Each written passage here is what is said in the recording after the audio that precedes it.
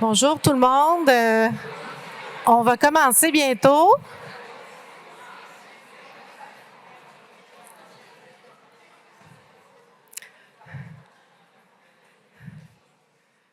C'est vraiment un plaisir de vous voir toutes et tous en aussi grand nombre.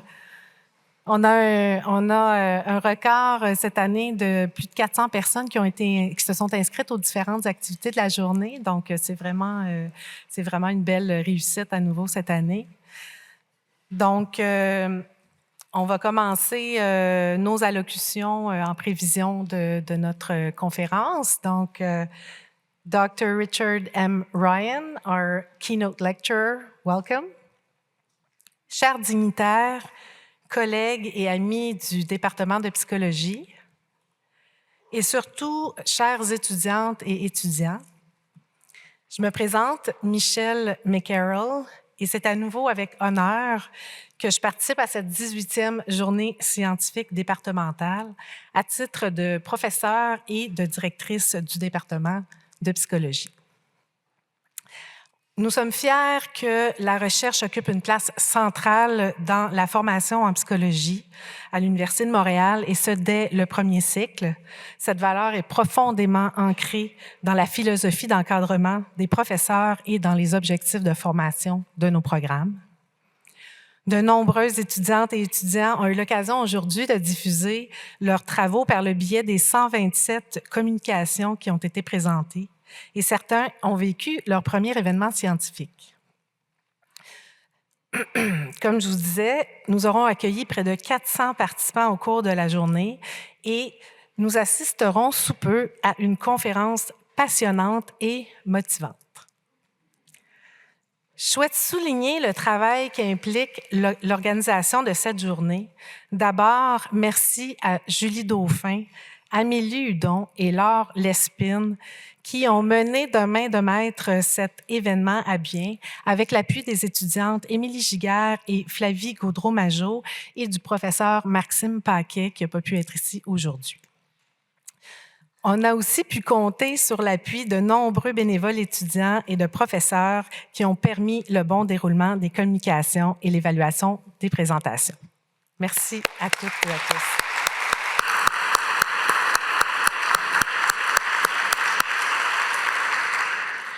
De nombreux partenaires méritent également notre reconnaissance. Les 28 commanditaires que vous voyez défiler à l'écran ici nous permettent de mener à bien cette journée scientifique et leur contribution aussi permet la remise de prix pour souligner l'excellence des travaux des étudiants et encourager leur participation. Merci également au réseau des donateurs et des diplômés de l'Université de Montréal qui nous a permis cette année d'accueillir 50 diplômés de nos programmes. Donc, je vous invite à rester parmi nous après la conférence pour la remise du prix Michel Sabourin, des prix pour les meilleures communications étudiantes et aux enseignants les plus inspirants, et ensuite pour un vin d'honneur et de réseautage. Sur ce, j'invite le professeur Yves Joannette, un ami du département et aussi vice-recteur adjoint à la recherche, à la découverte, à la création et à l'innovation, à nous dire quelques mots.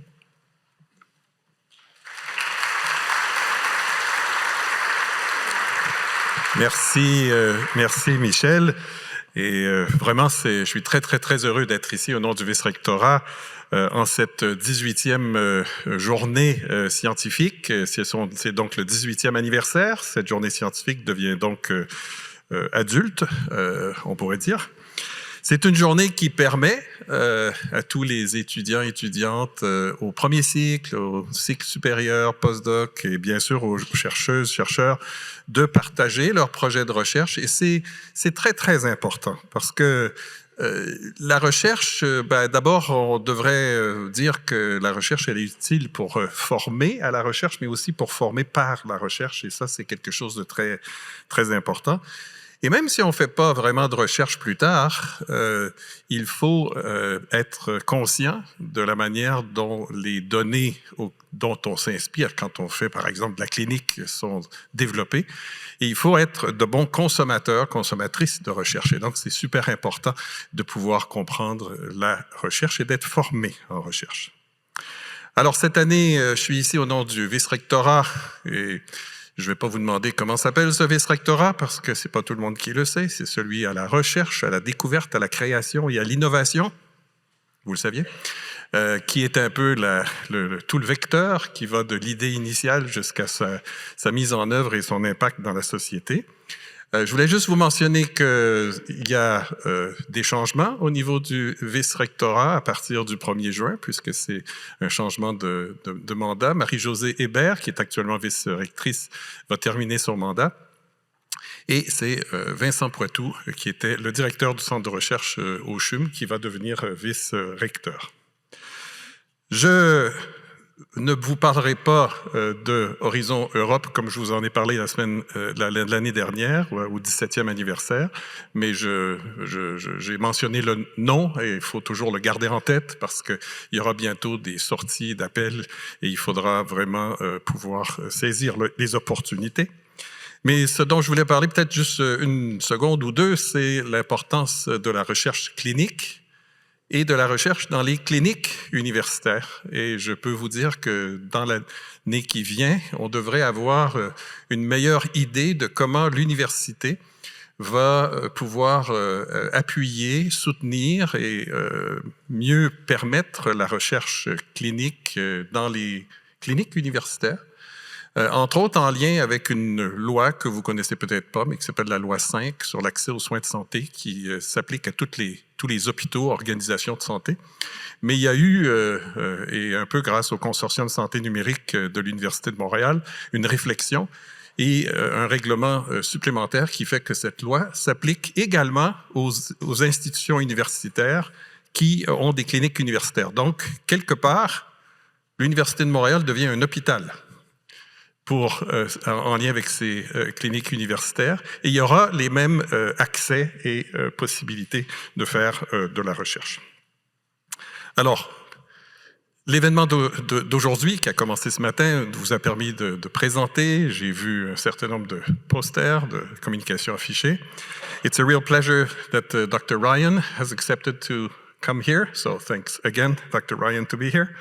Et aussi, j'aimerais quand même souligner la première remise du prix du meilleur article grâce à un don de Michel Sabourin que j'ai eu le plaisir de connaître alors qu'il était collègue et directeur. Avant de terminer, j'aimerais juste vous rappeler une autre organisation qui existe à l'Université de Montréal et qui est en soutien à vous, et c'est le programme Millennium québécois. Peut-être que vous le connaissez, peut-être que vous ne le connaissez pas, mais c'est un programme qui est là pour sensibiliser, former, accompagner à l'entreprise, à l'entrepreneuriat social, mais aussi aux compétences entrepreneuriales. Alors, c'est pas nécessairement de devenir entrepreneur, mais avoir des compétences entrepreneuriales. Et si quelques personnes parmi vous devaient faire de la clinique privée un jour, ben, ce serait pas plus mal que d'avoir des compétences entrepreneuriales en termes de marketing, de pouvoir de ressources humaines, etc., etc.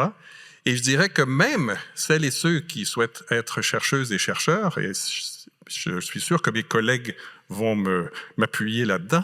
Et quand on fait de la recherche et qu'on est directeur d'un laboratoire, on est un entrepreneur parce qu'il faut aller chercher des sous, faire du marketing, ressources humaines, etc. Donc, ces compétences entrepreneuriales sont très importantes.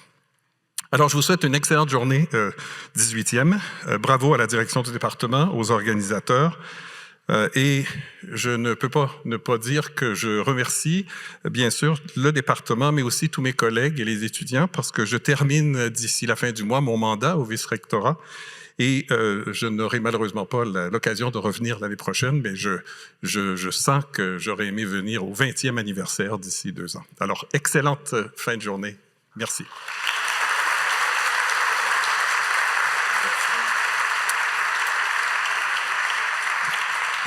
Merci Yves et bonne continuation et merci pour ton appui et ta contribution au département depuis de nombreuses années. Alors maintenant, j'invite Louise Demers, vice-rectrice associée aux études supérieures et postdoctorales, à nous dire quelques mots.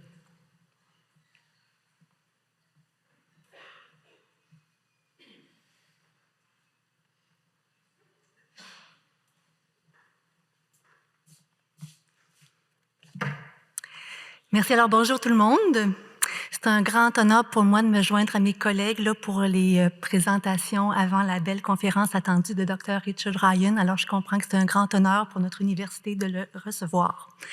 Alors, je suis ici à titre là, de représentante du vice-rectorat associé aux études supérieures et postdoctorales.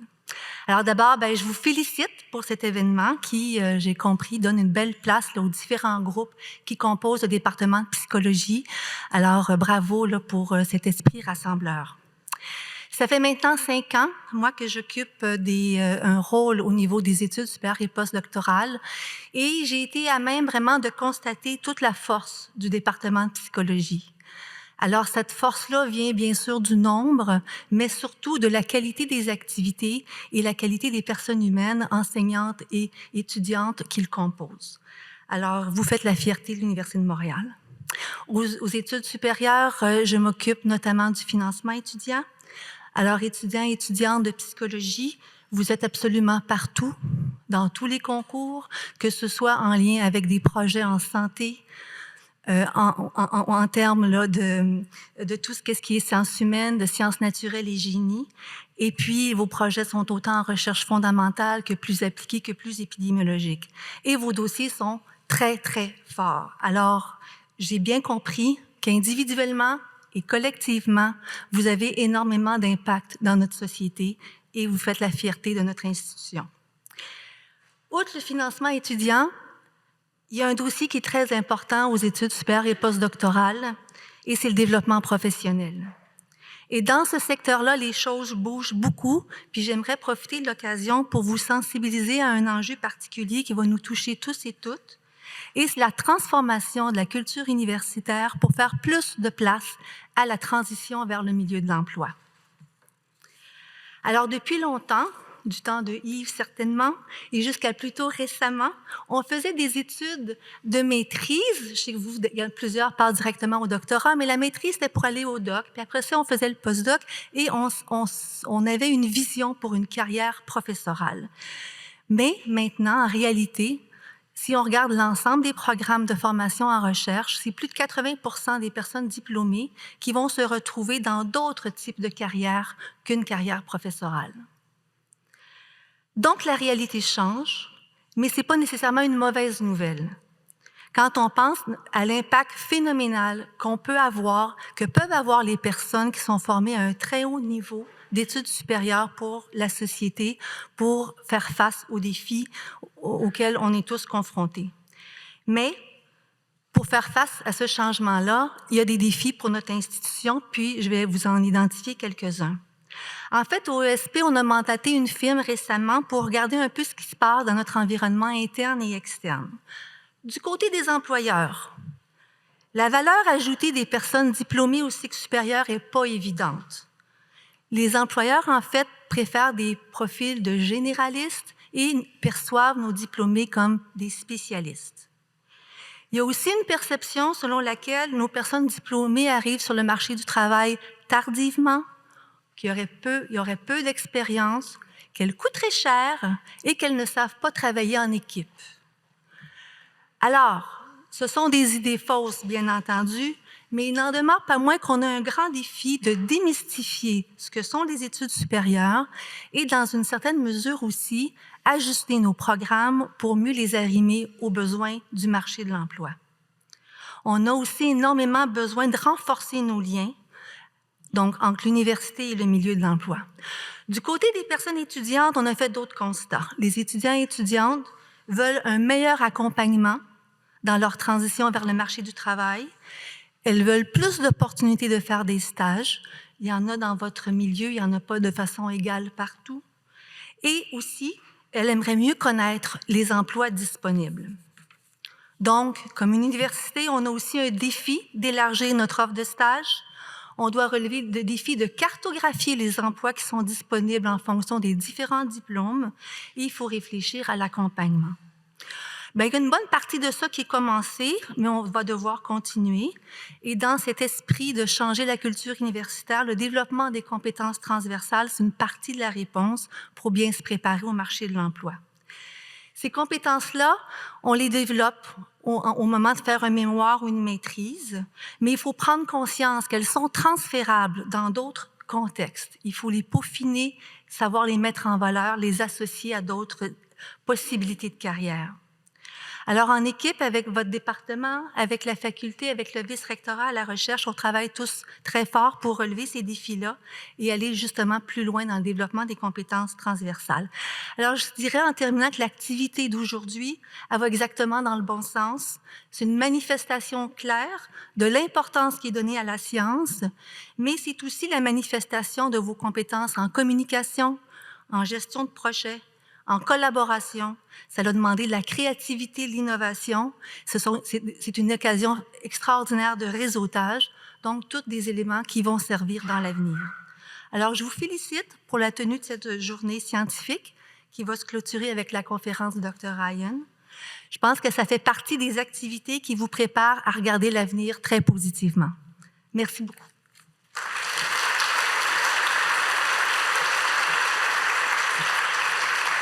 Merci, Louise.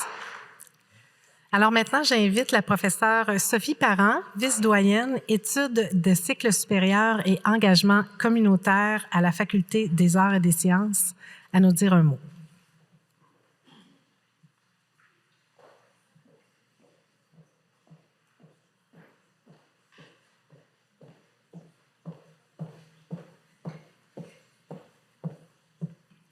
Alors, merci Michel.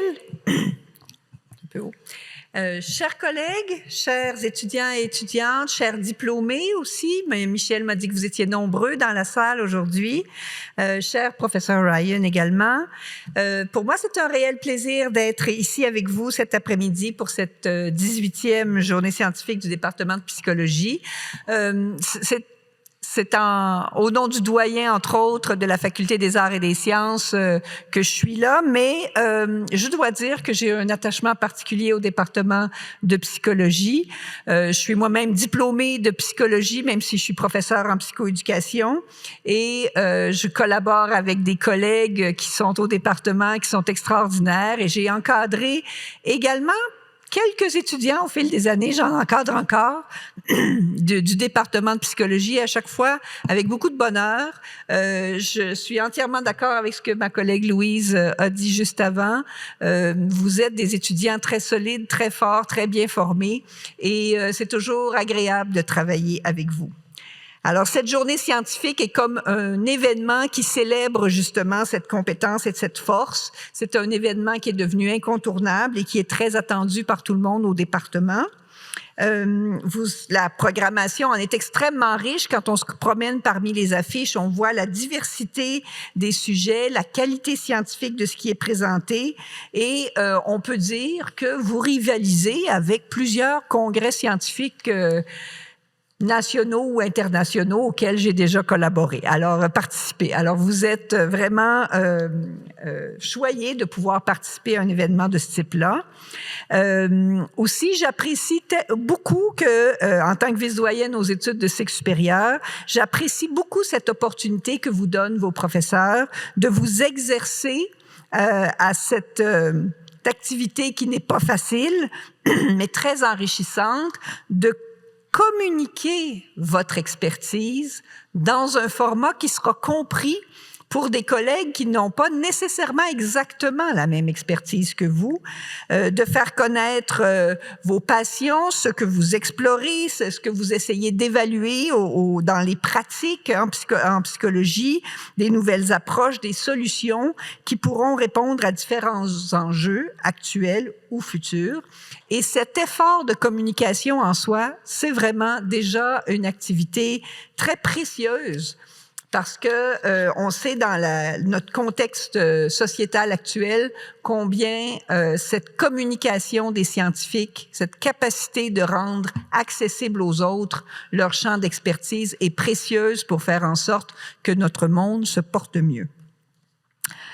Au département de psychologie, vous avez probablement la diversité des champs d'expertise la plus grande, en tout cas de toute la FAS. Vous êtes le seul département qui peut poser sa candidature autant au CRSH, au CRSNG ou aux IRSC. Vous couvrez tout le spectre complet des organismes de recherche et on le voit bien également par les présentations que vous faites aujourd'hui. Environ 400 personnes, environ 130 communications avec plus de 80 affiches, des symposiums, des présentations orales. J'espère que vous avez apprécié votre journée parce que il y en avait pour tous les goûts et la possibilité de vous éduquer, de vous instruire, d'élargir vos horizons sur plusieurs sujets. La journée se terminera tout aussi brillamment avec la conférence de clôture de M. Richard Ryan, ce psychologue de renommée mondiale et co-développeur de la théorie de l'autodétermination, a transformé littéralement l'étude de la motivation humaine. Ses travaux ont dépassé la psychologie, bien sûr, et en psychoéducation ou en éducation, dans les équipes sportives même de ce monde, c'est un modèle qui a transformé la façon de susciter la motivation des jeunes adultes et des adultes plus âgés également. Alors, au nom de la Faculté des arts et des sciences, j'aimerais le remercier chaleureusement d'être avec nous aujourd'hui. Évidemment, un événement de cette ampleur ne pourrait pas avoir lieu sans l'implication et le dévouement, je dirais même, de tout le personnel du département de psychologie. Je remercie tous et toutes d'avoir contribué au succès de cette journée, mais en particulier les membres du comité organisateur.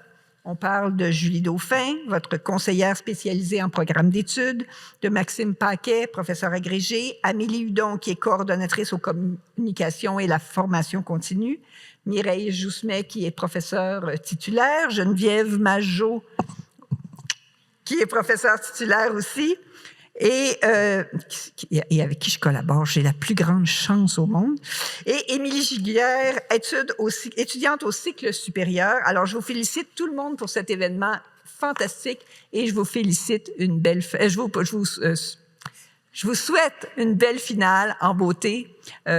Merci à tous.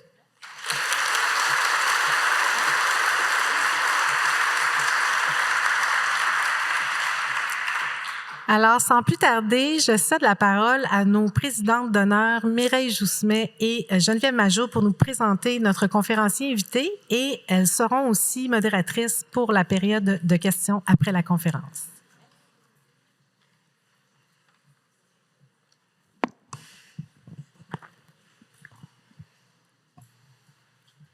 Bonjour tout le monde, ça nous fait extrêmement plaisir. Oh pardon, moi c'est Mireille, voici Geneviève. Ça nous fait extrêmement plaisir de vous présenter le conférencier invité de cette journée scientifique, nul autre que Dr. Richard Ryan de l'Institut d'éducation et psychologie positive à l'Australian Catholic University. Donc, c'est tout un honneur pour nous et pour le département de psychologie que le Dr. Ryan ait accepté de venir nous parler, lui qui a été reconnu comme l'un des éminents psychologues de l'ère moderne. Nous aurons effectivement le grand plaisir d'entendre ce cofondateur de la théorie de l'autodétermination, une théorie qui a déjà contribué au bien commun. Ayant écrit plus de 600 articles scientifiques, de même que de nombreux livres et chapitres, il a contribué à révolutionner la façon dont on comprend la motivation humaine et le bien-être.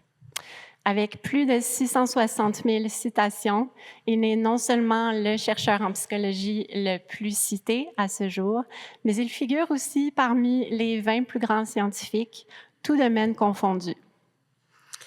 Donc, on pourrait décliner le nombre de prix, titres honorifiques et autres marques de reconnaissance qu'il a reçus au fil de sa grande carrière, mais ça ne suffirait pas pour décrire avec justesse Dr. Ryan et son impact sur les autres.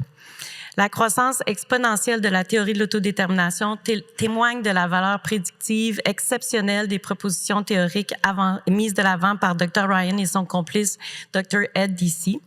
Mais l'intérêt toujours grandissant pour cette théorie est aussi dû à la grande générosité de ses fondateurs envers les prochaines générations de chercheurs. C'est exact. Non seulement Dr. Ryan et son épouse Miriam nous ont reçus les participants du tout premier congrès de la théorie de l'autodétermination dans leur propre maison en 1999, mais Dr. Ryan et Ed Deci allaient visiter chacune des affiches de tous les étudiants lors de tous les congrès internationaux de la théorie. Pour l'avoir vécu à nos débuts, on peut vous dire que de recevoir une telle visite est tout un événement. Ça fait de très nombreux étudiants emplis de fierté au fil des ans. Donc, que vous soyez un chercheur chevronné ou un étudiant qui entame sa première étude, Dr. Ryan démontre un intérêt sincère pour les idées et les contributions de chacun. Ce respect profond pour autrui contribue à donner des ailes à la théorie de l'autodétermination. Donc, c'est avec énormément de gratitude que nous le remercions d'être un modèle aussi inspirant pour nous et je sais pour plusieurs d'entre vous également. Donc, sans plus tarder, s'il vous plaît, joignez-vous à nous pour accueillir Dr. Richard Ryan.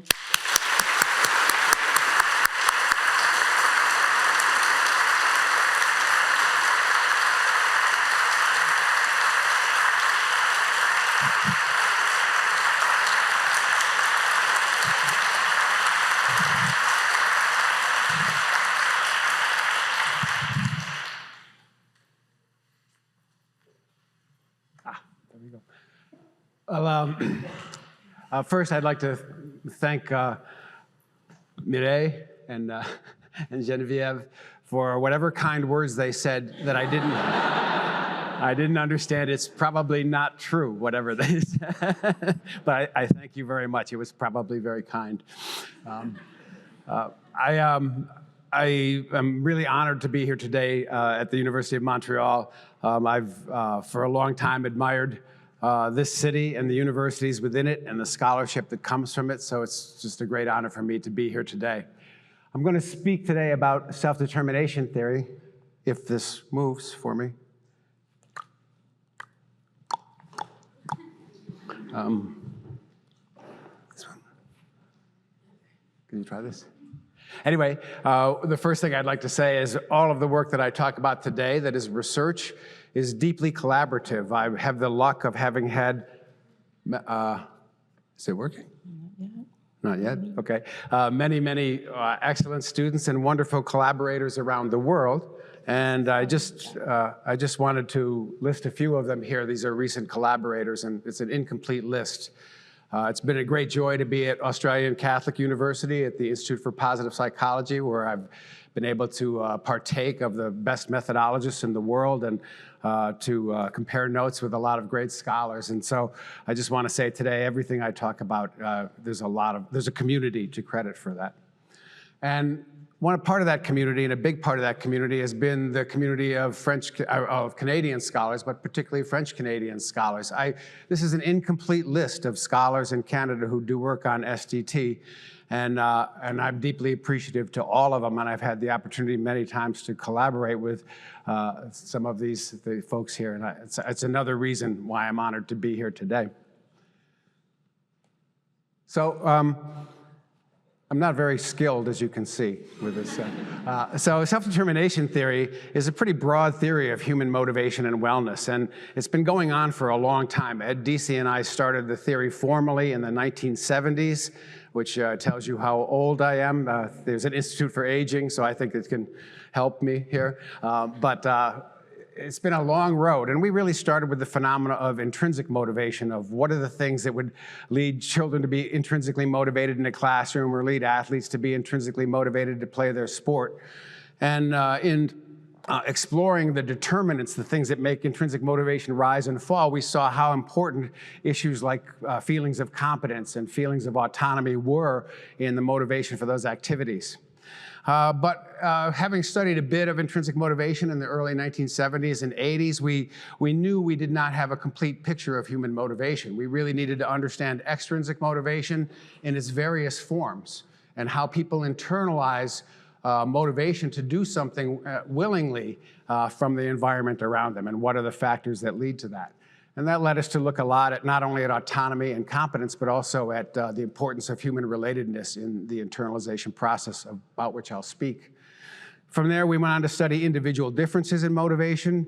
And then as we really thought about what we were looking at in terms of what facilitates motivation, we knew that autonomy and competence and relatedness were really important factors in facilitating motivation.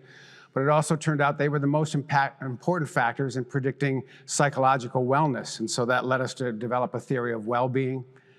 We then saw that many people have life goals that don't satisfy those basic psychological needs, and some people pursue life goals that deeply fulfill those. So we came up with a theory of aspirations and goal contents. And most recently, our last formal mini theory was a theory of human relationships and what makes for a high quality, intimate relationship between two people. And these are not the only things that we study. These constitute the 6 basic mini theories of SDT, but our research has led us into many other areas that aren't formalized in quite that way. Much research on developmental perspectives on motivation and self-regulation, the influence of cross-cultural factors, the neuropsychology of motivation, both what the neuropsychology of autonomous motivation and of controlled motivation looks like. I've done a lot of work personally on mindfulness research with Kirk Brown and other people, and how mindfulness itself has an influence on the quality of our motivation. And most recently, we're studying a lot about what we call pervasive environments, how politics and economic systems has an impact on people's wellness through their basic psychological needs. So this work, which has been continuously expanding, we say it's kind of a step-by-step or a brick-by-brick approach to building theory, has been going on for a long time. And it's one thing to create psychological theory and publish research in journals, but that's not the goal of research. The goal of research is to make a difference in people's lives. And so for me, the most valuable thing about self-determination theory is it's had many, many applications in fields like healthcare, and I'm a clinical psychologist, so in psychotherapy and techniques of psychotherapy. But we do a lot of interventions in workplaces and organizational life. We do a lot of work in schools, and I'll discuss a lot of that school work in my talk today. I've done a lot of work on video game design. We used to have a company to inform video game designers how to satisfy psychological needs and the dynamics of games, and that led us to study more about technology and technology use. So this is just to say that there's a lot of applications of self-determination theory, and there's a lot of theories within self-determination theory, and clearly I can't talk about all of those today. I tried to fit them all into this talk, but that will not happen. But if you look across all of this work, I'd say there's one common theme, and it's the theme about human flourishing. What are the conditions under which people are likely to flourish, and what are the conditions that get in the way of that human capacity to flourish, to self-actualize, to become all that we can be? Now, flourishing is a word that gets used a lot. It has its etymology in the idea of flowering, of coming forth with the potential that we have within us.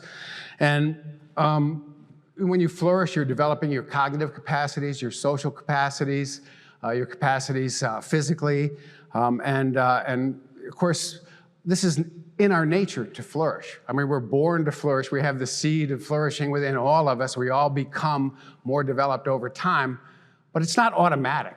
It also requires supports and nutriments from the environment, and without those supports and nutriments, that flourishing does not occur. So it's self-determination theory really focuses on these determinants that allow people to flourish or are detrimental to their flourishing. And when we think about those conditions that are associated with flourishing, we say there are some things that you really need in order to flourish. And if you don't get them, you won't flourish. And so we use the term psychological need to refer to this construct of something that's essential to psychological wellness and development. And when the need is frustrated, then you see degradation and deterioration in that development. And for us to define something as a basic need, we also say it has to be universal, which means it applies across all cultures.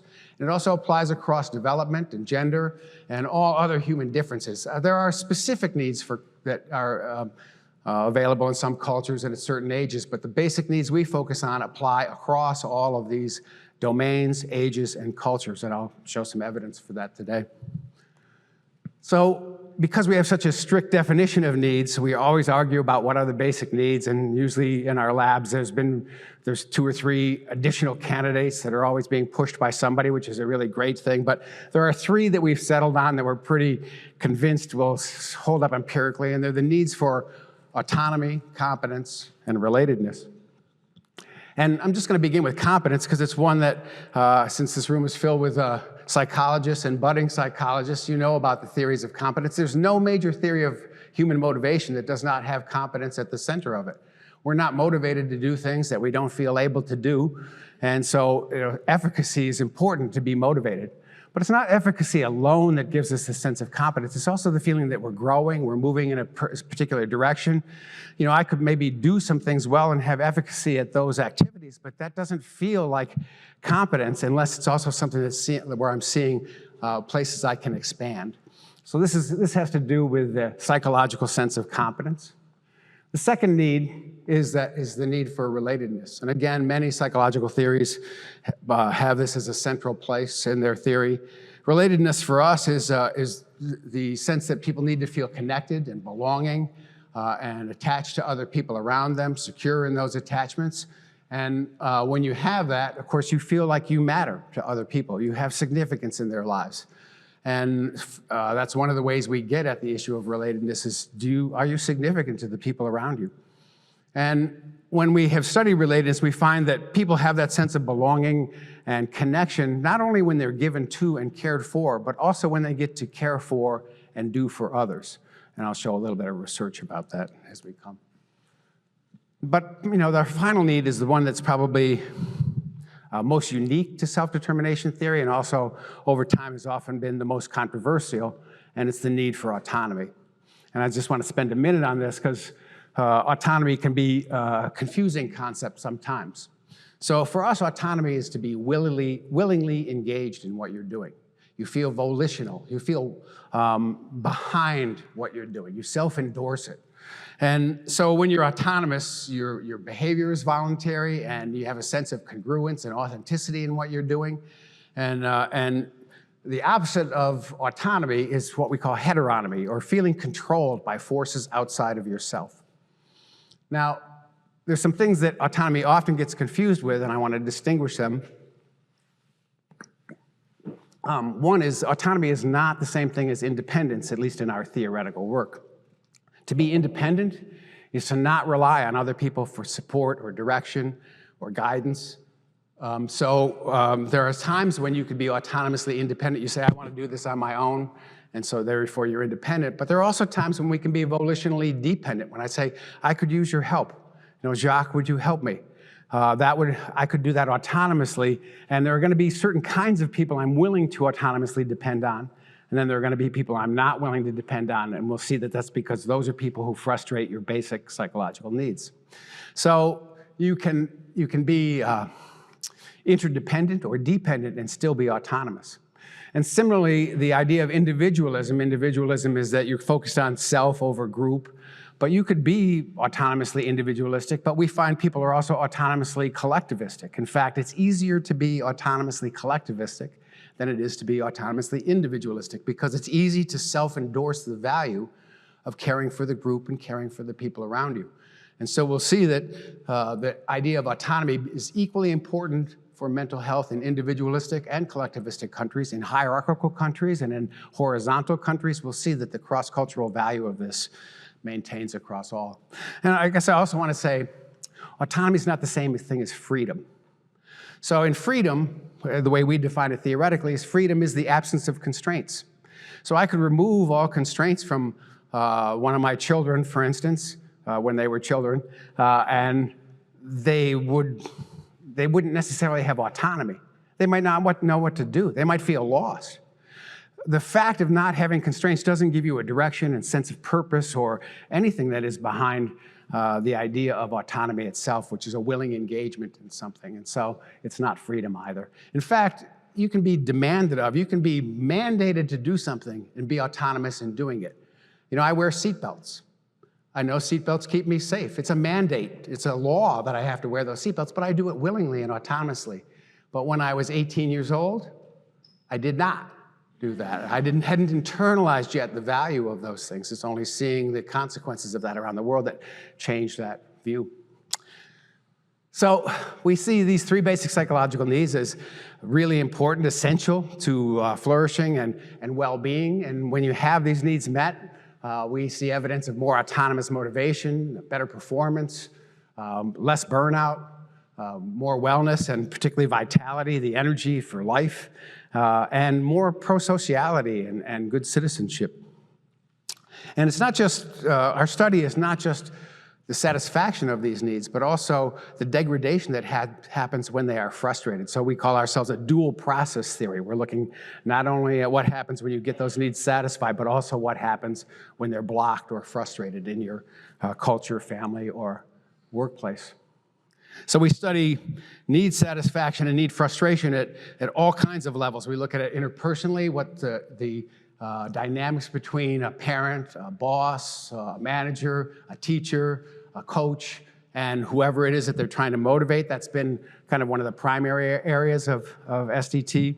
But we also look at organizational influences on satisfaction, so how policies and organizations might have structures or ways of operating that are really frustrating to people's basic psychological needs. We also look at I used to use the word before, pervasive influences, how societies, how social structures, how economic structures have an influence on these basic needs. And then finally, how people can cultivate and manage their own life so that they can satisfy their own needs. And so this has been the most recent, I think, energized area of research within SDT, how people can craft their lives to be more needs satisfying, how they can engage in personal growth in a way that's effective, and what kinds of values they have that either conduce to or get in the way of their actually having a full and a good life. So with that as a kind of introduction, I want to get into some of the specifics of the theory, and particularly the idea of motivation, because I know when Ed Deasy and I started our work together, when you looked at the field of motivation, the way motivation was conceived is it was really one thing. You either had motivation or you didn't have motivation. You had either a little or a lot. And virtually anything you could do that would prompt people to be motivated would be considered a motivator, even if it had long-term negative consequences or other psychological side effects. But when we started to look at motivation, we saw that there's many different types of motivation, and they have different qualities, and those qualities will relate to outcomes. And I wanted to begin with just a brief description of them. The first one we look at is the absence of motivation, which we call amotivation. So when people are not motivated to do something, you have a student in your class who's not working, we say that we call that amotivated. And usually there's two general sources for amotivation. One is a lack of competence. I don't know how to do this, so I won't do it. But the other is, I don't care. I don't have any value for this. There's no internalization of the worth of this activity, so I'm also amotivated. So amotivation is an important problem. We have lots of ways of addressing it, but usually it has very negative outcomes when you're in an organization or a school or a group and you feel amotivated. The next, moving up this continuum a little bit, is external motivation. And this is the kind of motivation that was really the most pervasive thing studied when I was a young scholar. External motivation is when you're motivated by the application of rewards and punishments to contingently to shape your behavior. It's a very powerful form of motivation. Nothing in self-determination theory says otherwise. In fact, we think it's so powerful it often overruns higher quality forms of motivation when this is made really salient. So external motivation brings about compliance. It brings about concordance with whatever the target of motivation is. The problem with it is not its power. It's that you have to keep external resources going. If you want to motivate somebody this way, you've got to keep rewarding them. Otherwise, they stop. So the motivation stops when the external incentive stops, and that's not a way to run an organization, a school, or promote learning or flourishing in any way. Next level up is what we call introjection. And introjection is where you've become to internalize the motivation for doing something. You want to do it because if you don't do it, you'll feel bad, you'll feel guilty, you'll feel low self-esteem. And when you do it well, you'll feel maybe inflated and your ego will go up and you'll feel pretty proud and cool of yourself. This is a strong motivation, and I think all of us who are academics have seen a lot of this around us. We call it ego involvement. Ego involvement is a pervasive motivator because people really do care about how they look to other people, what kind of social approval that they get. So very powerful. The problem with this kind of motivation is it's hard to sustain, particularly in the face of failure or challenge. Because then when your self-esteem starts to plummet, you think, I don't want to do this anymore. Personally, I have a lot of introjection in my life. I've always been a pretty introjected person. Public speaking is one of the places around which I have that. I hate public speaking, but I'm very introjected in doing it. So, you know, I think we will see a lot of introjection, both as a developmental occurrence in the process of internalization, but the modal adult is mostly operating by introjection on their everyday things. They're doing what they think they should do, what other people will approve of, etc. And we will look at some of the problems of that. Still further up this continuum is what we call identification, or sometimes integration. I'm going to combine them here. And this is when you now consciously value the activity. You're not doing it because you're afraid to lose self-esteem or you won't get a reward. You're doing it because you know it has worth. You know it has value. And so this tends to be a highly sustainable form of motivation. It produces good quality output for people, but it has to be an activity that there is actually value in. So one of the things I see a lot in schools is we're saying, oh, we want you to identify and become motivated to do these things, but we give you something that there's no value to, and you must study it. So identification requires its own kind of nutriments. And finally is intrinsic motivation, where we started our work. Intrinsic motivation is when you do something just because it's inherently enjoyable, because you love the challenge of it, because you find it interesting. And it's a really vitalizing form of motivation. I, for instance, I'm pretty intrinsically motivated by reading philosophy and digging into neuroscience and things like that. I find those things exciting and interesting. I don't need a reward. I don't even need to use it for something. I just want to find that out. Reading the newspaper every day. Well, not so much lately, but I used to be intrinsically motivated for that. So this is an important form of motivation. We see it as essential to development because, in a way, go back one. In a way, it's the basis of most high-quality learning across life. Most of the things we learn in life, we learn out of intrinsic motivation. We don't learn them because somebody was testing us or somebody was rewarding us. We learn them because they're interesting. And that's how kids develop, that's how we develop. And again, really important. It's also a source of vitalization. It's what makes us alive to sometimes be intrinsically motivated for what we're doing. So we see this as a continuum. There's been lots of psychometric testing to show that it's a continuum. I'm not going to go into that now, but it's a continuum that goes from very low autonomy all the way up to high feelings of autonomy and identification and in intrinsic motivation. And the more you get up on this end of the continuum, the higher quality your motivation. And I'm going to show you some evidence for that. And the first one is an old study, and I just use this because I think it's an easy, illustrative study. It was led by Martin Standage from the University of Bath in the UK. And what he did is he asked people with a questionnaire, why do you exercise? And then so they answered their questions, and he had identified reasons, intrinsic reasons, introjected reasons, and external regulation as things he measured. And then he had people wear an at-the-heart device, which is a measurement of your physical activity over the 2 weeks that we're following. And then he correlated how much exercise people actually did with their motivation for exercise. And so you can see here that people who were externally regulated, people who answered the questions like, I did it because my wife made me, or my spouse made me, or my partner made me, that's negatively related to outcomes. Introjected regulations, I exercise because I need to look better, or I feel bad about myself if I don't. We see that this is weakly positively correlated, as we'd expect. Identified regulation, seeing the value in exercise turns out to be the highest correlate of actually exercising. And as a person who doesn't find exercise that much fun, I get this one. But there are some weird people in this sample and others who find exercise intrinsically motivating. I've never quite understood it, but they do. And when they are, they are more likely to actually exercise. So I use this as just an example, concrete example of how the type of motivation affects the output of your motivation. Now, just to move to bigger data, and one of the beautiful things about self-determination theory now is it's been studied enough that meta-analyses are ripe for the taking at this point in time. This was a meta-analysis that Josh Howard led with our team, and it involved, what we were doing was taking all the motivation studies we could find in schools, and there were 344 studies we found, over 200,000 participants in these studies, and then we were looking at how the motivation taxonomy relates to outcomes, and we had 26 different outcomes in the study. So it's a pretty comprehensive meta-analysis of school-related things. And I'm just going to show you some summary slides here. So this is a slide that shows the continued motivation on the bottom, and then two lines on it. One are what we call adaptive outcomes in school.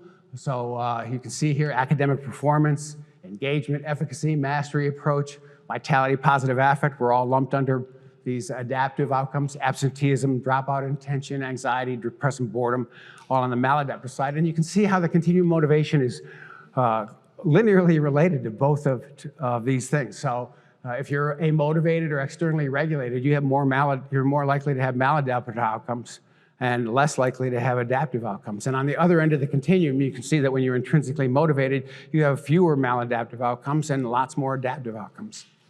So that's pretty cool, I guess, but a lot of people say, well, what about performance in school? Isn't that the most important thing? I don't think so, but nonetheless, if you look at the one thing we could get was GPA across all these studies, and you can see, again, the more autonomous your motivation, the more it is that you are likely to have a higher grade point average. But what I think, and I guess this is, maybe it's the clinician in me, the most important thing is the well-being of our students. Are they experiencing well-being and health, or are they experiencing stress and anxiety and negative outcomes like that? And here you can see that, those who are autonomously motivated for school have more positive affect, more vitality, more satisfaction, etc.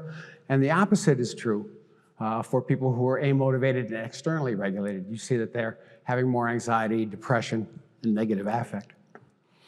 Now, this is the kind of finding we get in schools, but the same kind of pattern of findings turns out to be true in work organizations. And this is not my meta-analysis. It was one that was led by Anja van den Broek and others. Josh Howard was also in this. A number of really good meta-analysts were part of this particular study.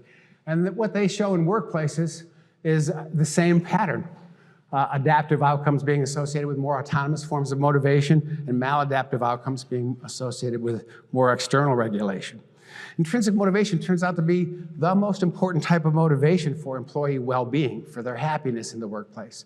But identified regulation is the most powerful predictor of their actual performance in the workplace. So you need both these things. You need interest, but you also need to value what you're doing and see the value in what you're doing, even when it's not fun. So I could go on with other domains, but the point is that the more autonomous the motivation, the better the outcomes across all these different kinds of measures.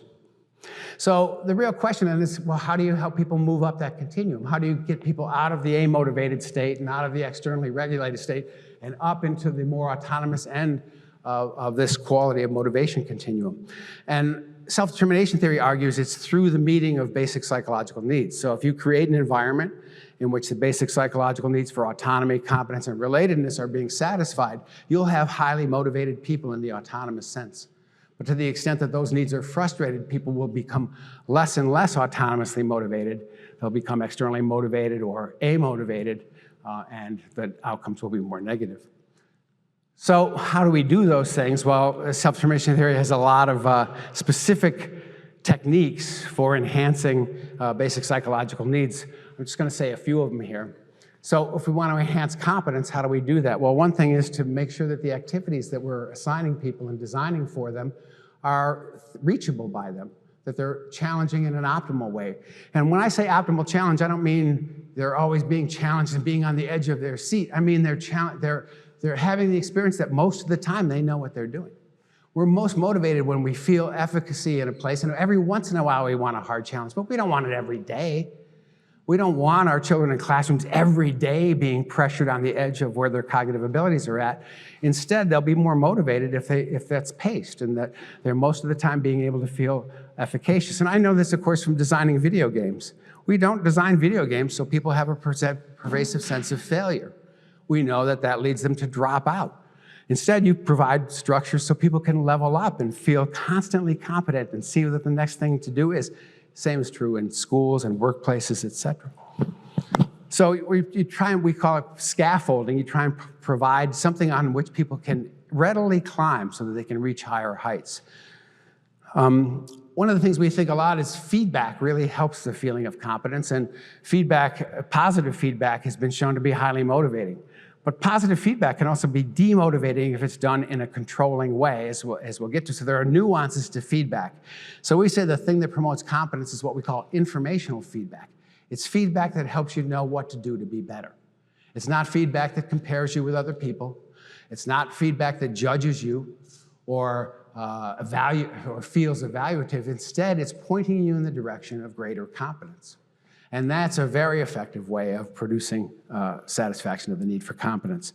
And so when people are praised, they feel more competent when they're praised for specific accomplishments, not when they're praised, oh, you're so smart or you're so good at this. Those things actually turn out to be undermining relative to you did this thing particularly well. So when we think about supporting relatedness in workplaces and in schools, in our interventions, we often say this is maybe the lowest hanging fruit in terms of motivation, but it's often ignored. And the idea of relatedness is that you feel a sense of belonging and important in the place that you are. And that comes about because in your organization, in your classroom, and your team, there's respect for all individuals who are there.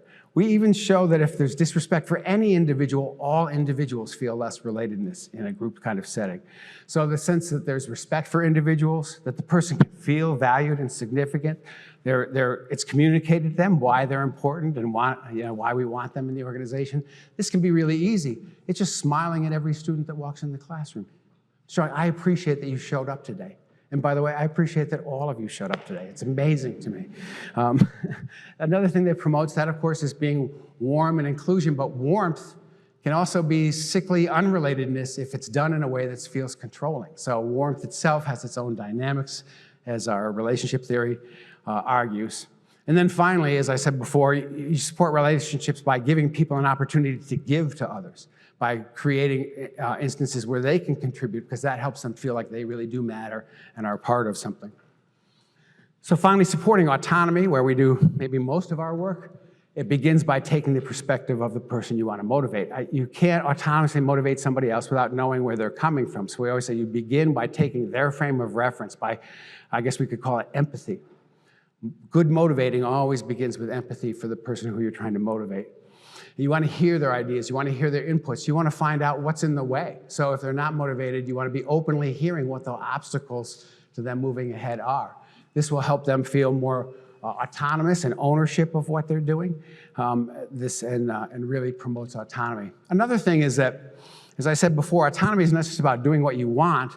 Sometimes it's about doing hard things that you don't find interesting to do. But if you have a rationale, if somebody explains the value of why this is an important thing, you can internalize it as something worth doing to yourself. So having good rationale, and I don't mean a rationale like it's going to be on the test. That's not a good rationale. A good rationale is why this is a useful thing in life to know and understand and to learn. And the same is true in a workplace. It's not because your pay is contingent on it. It's because this is a thing that will really help our organization. These are things where rationale really matters. So one of the things about supporting autonomy is when you support autonomy, you end up almost typically supporting all three basic psychological needs, because when you're empathizing with a person, they feel like, oh, you care. And you're empathic, and you're also able to hear what's in their way in terms of competence, so that can help you scaffold their work so that they can do better at that work. So when you take a truly autonomy supportive approach, you tend to be supporting all three basic psychological needs. So I think that's one reason why we study this the most. Gavage Slemp recently led a meta-analysis that I was involved in, where we looked at all studies we could find where autonomy support, relatedness support, and competence support were measured. And when you look at these studies, you can see the blue is the cumulative studies that are on autonomy support. And the bottom ones are the cumulative studies on relatedness support and competence support. You can see that people are studying autonomy support in a great deal of detail. I don't know how many a year that is, but it's now in the thousands per year of studies on autonomy support and its outcomes. And I'm just going to summarize across this massive meta-analysis because what we did was we looked at all areas where this takes place. So this was in sport, it was in work, it was in schools. And what you can see is that subjective well-being, when people feel autonomy support, they have higher well-being, they have higher performance, however that's measured. Within domains, the findings hold up. And it's not related to age or gender. It's true across the populations we studied. There's also very few cross-cultural effects. There's very few moderations, but when there is a moderation, it's in the opposite direction that cross-cultural theorists usually think it is. So here's the results for instance, individualism and collectivism. The correlation between autonomy support and positive outcomes is stronger the more collectivistic the country. Now, cross-cultural theorists always think it's going to be the opposite. It turns out that the less collectivistic the country, the more important relatedness support is. So it's, in a way, getting some things that you may not always be experiencing. But there's not a lot, this is not a large effect. So there's basically not any moderation to speak of here. We can look at this now in specific things, and I want to start with parenting because I guess to me, parenting is the most important job in the world. It's creating the generations to flourish beyond us. And in self-determination, we have a theory of parenting that's built around the idea of autonomy support, involvement, and structure are the things that children need in order to grow and to flourish. And so recently we did I'm doing a lot of meta-analysis because we have so much data on this now, but we recently did a meta-analysis to look at the effect of parental autonomy support and parental control on children wellness outcomes. So this is all the studies we could find in the literature out there across all different regions of the world. And the summary results were that controlling parents are causing ill-being in their children or associated with ill-being in their children. And autonomy-supportive parents are associated with well-being in their children. And there's very little crossover effect on these things. And this is, again, not moderated by country. It doesn't matter what your culture is. If your parents are controlling, it has ill effects on your outcomes. It doesn't matter whether you're a tiger mom and you're in China, the outcomes are negative. It doesn't matter if you are conditionally regarding and you're Israeli, the outcomes are negative. It just doesn't matter. These things are universal in terms of their effect on wellness. Now, that doesn't mean everybody will endorse these techniques. There are cross-cultural differences in the endorsement of these techniques, but the outcome is similar across all cultures. Ariana Vasquez recently did a meta-analysis of the effect of parents' styles on children's school-related outcomes. And in this meta-analysis, what she showed, there was only 36 studies that she had in this particular meta. Parental autonomy support was related to higher academic achievement, more autonomous motivation for school, better psychological health, more perceived competence, more engagement, and better attitudes towards school itself. So you can see that autonomy supportive parents tend to have children who internalize the value of something as important as school. Teachers also have a huge impact on development, and we've been studying teacher behavior and autonomy support for a long, long time. Also, cross-culturally stable findings. This is a study we did a while ago with Yongshim Zhang was the leader on this study, and it was with Korean students. And what we looked at there is their perception of the autonomy support and external control of their teachers. And what you can see here is that autonomy supportive teachers were related to more needs satisfaction of all three basic psychological needs, and that in turn was related to more positive outcomes, particularly autonomy being related to more achievement, and all three needs being related to well-being outcomes. If we look at teacher behavior on a day-to-day basis, it makes a difference to children's motivation. And this was a study that was led by Erica Patel, and what she and her colleagues found is that on a day when a teacher uses the techniques we call autonomy supportive, like gives students choices where she can or he can, provides a rationale, does things to spawn interest, and asks questions of the students, open-ended questions, and doesn't use controlling language on that day, Students are more motivated than they are on other days. And in fact, we've done these multi-level studies where we show that on a day when a teacher becomes more controlling, students in her classroom or his classroom become less autonomously motivated. So it's a very sensitive thing. It's dynamic. I think we'd find the same things in workplaces and other domains. So I know we find it in sport and coaching. So because we know that autonomy support matters in the classroom, we've been doing a lot of work on interventions to train teachers to be more autonomy supportive, because we want to pull that lever to improve the lives of everyone in the schools. And those interventions have been highly successful. One meta-review that was done by Reeve and Cheung showed that out of the 51 intervention studies based on SDT in the schools, 94% produced a significant intervention effect, and those were usually large Ds. These are large Ds. These are not small effect sizes. And we wrote a book recently called Supporting Students' Motivation, and the book is intended for teachers to design their own workshops to do this in their own schools, because we can't do personally interventions across schools, so it needs to be something that's self-disseminating. And this book explains how to do that. When those interventions have been done, what we do is we usually have a waiting list control group where the teachers are not being intervened with, and then teachers who receive the intervention. And we've shown a lot of data where the experimental intervention, and really I have to give credit here to John Marshall Reeve and Cheung, who really have, I think, led this work. But when teachers are trained in these techniques, they become more satisfied with their teaching. They like their jobs better. And students have greater autonomy in the classroom. They express greater autonomy. They have lower autonomy frustration. There's less conflict in the classroom. An American psychologist article recently showed that teachers who've been trained with these autonomy supportive techniques have less bullying in their schools and their classrooms. It's their idea being the more they're showing respect for their students, the more students start to show respect for each other and everyone else in the community. So there are a lot of good outcomes that come from these interventions that are pretty well studied, benefits for both students and teachers. And this is one of the reasons we've been able to get interventions into schools, because we don't just argue, oh, this is for your students. We say, this is for you too. Teachers benefit from this because they have more satisfying interactions and relationships with the students in their classroom. So they have a lot less emotional exhaustion, less intention to drop out of teaching, and that's a huge problem in the United States and in Australia, the two places that I work the most. Now, I talked about schools and parenting. We do this in the area of healthcare. We're doing a lot of interventions on training healthcare practitioners to be more autonomy supportive, because what happens from that is greater adherence and compliance in their patients. They're more likely to do what the medical practitioner wants them to do. And you can see here, this is a meta-analysis by Ng and others that shows that autonomy support's highly related to more quality motivation in patients. And we've been able to show that this predicts outcomes. In fact, there's been randomized controlled trials on the training of SDT in many different problems, everything from diabetes to dental hygiene. A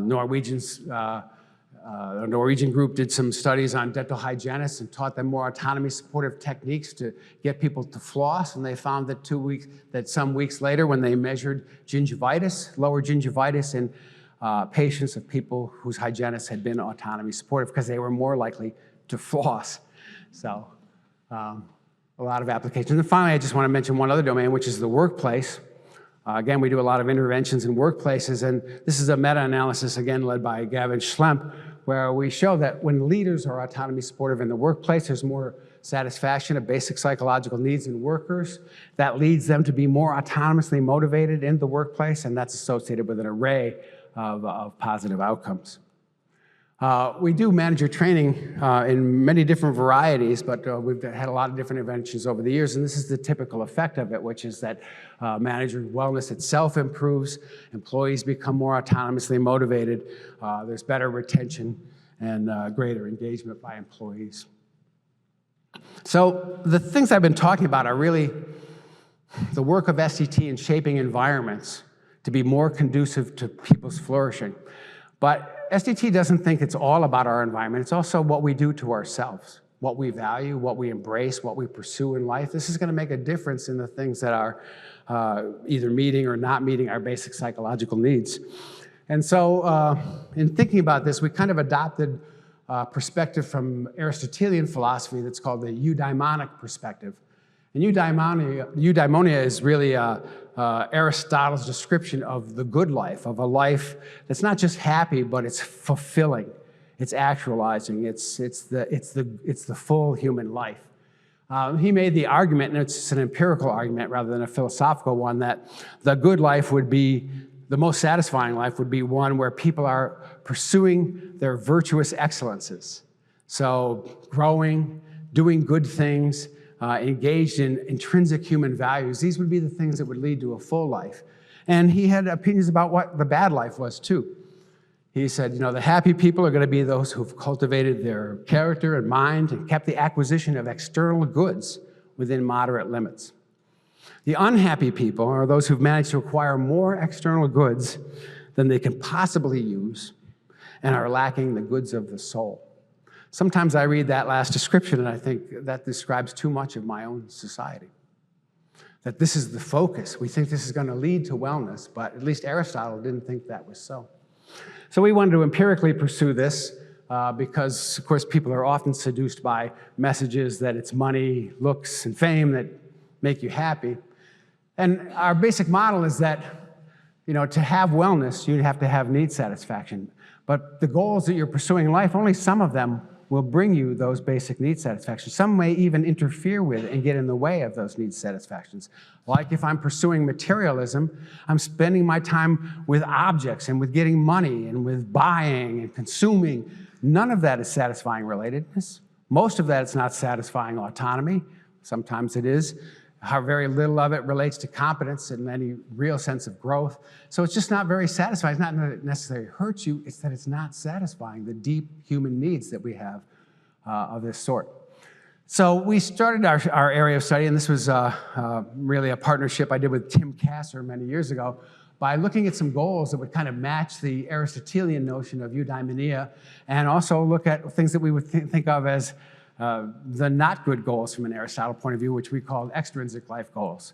So we just asked people, what are the important goals in your life? And some people are endorsing, well, I want to make a lot of money by the time I'm 30, or I want to be famous, I'd like to be powerful, I'd like to be really attractive. These are things that people will pursue and value very deeply. In fact, they will organize some people's lives. Other people say, well, in life, what I'd like to do is I'd like to grow and learn. I'd like to have great relationships and a loving family. I'd like to contribute to my community. And when we think of these kinds of goals, we call them intrinsic goals for lack of a better term, but they match the eudaimonic view. And in our very first studies, we were shocked by the results we got. So this particular study was an urban sample that we went door to door in an urban area and surveyed people, asked them these things about what their most important goals were, and et cetera. And then these are regression coefficients. We're controlling for the overall level of aspirations, so that you're looking at the relative strength of these aspirations. And you can see that people who are pursuing, most importantly, extrinsic aspirations are much more unhappy, and they're less vital, and they're more susceptible to depressive symptoms, et cetera. And the opposite's true of people pursuing intrinsic values. They feel more self-actualization. They have less depression symptoms, less anxiety symptoms, physical symptoms of stomach ache, stress, things like that. Shocking results at first. We thought this can't be true, but we keep finding it. I'm just going to show a little study from Chile where they were looking at materialism, and you can see here that people who are materialistic, it's negatively related to their basic psychological need satisfaction. It's positively related to their overall sense of need frustration in life, and then those are predicting outcomes as we'd expect. Need satisfaction, predicting emotional well-being, life satisfaction, and fewer physical symptoms. Indeed, we've now studied this across multiple nations, over 30 nations to be sure. I think about 38 nations that last time I counted. Certainly here in Canada, there's been a number of studies on this and we find the same pattern everywhere. And we find the same pattern among teenagers, among adults, among older people. We find the same pattern in people who are in business schools and in education schools. So even if you're in a business school where you think, well, my goal is to make more money in life, if that's dominating over care for loving your family or your community, it's not going to lead to your happiness, even when you're successful. In fact, we measure that all the time. It's even being successful at these extrinsic outcomes doesn't lead to basic psychological need satisfaction. So recently, another meta-analysis led by Emma Bradshaw from Australian Catholic University, we just looked at all the pooled effects we could find for the impact of intrinsic versus extrinsic values. And you see here that the relative focus on intrinsic values is across the board related to greater well-being. So the eudaimonic perspective says that doing good in the world is actually a way that we make ourselves happy. And of course, that seems contrary to many people's hypotheses about how culture works and what makes people successful, and certainly a lot of messages from parents. But we think when you're benevolent, when you're doing things that are good for others, it satisfies all three of your basic psychological needs. When I'm able to give to others, I feel effective and competent in what I'm doing. I feel closely connected, and I feel a sense of relatedness and significance and of mattering in the world because I'm doing some good. And if I'm doing it volitionally, I also am experiencing autonomy in it. So benevolence, which is almost, we don't call it benevolence unless it's done autonomously. We call it something else.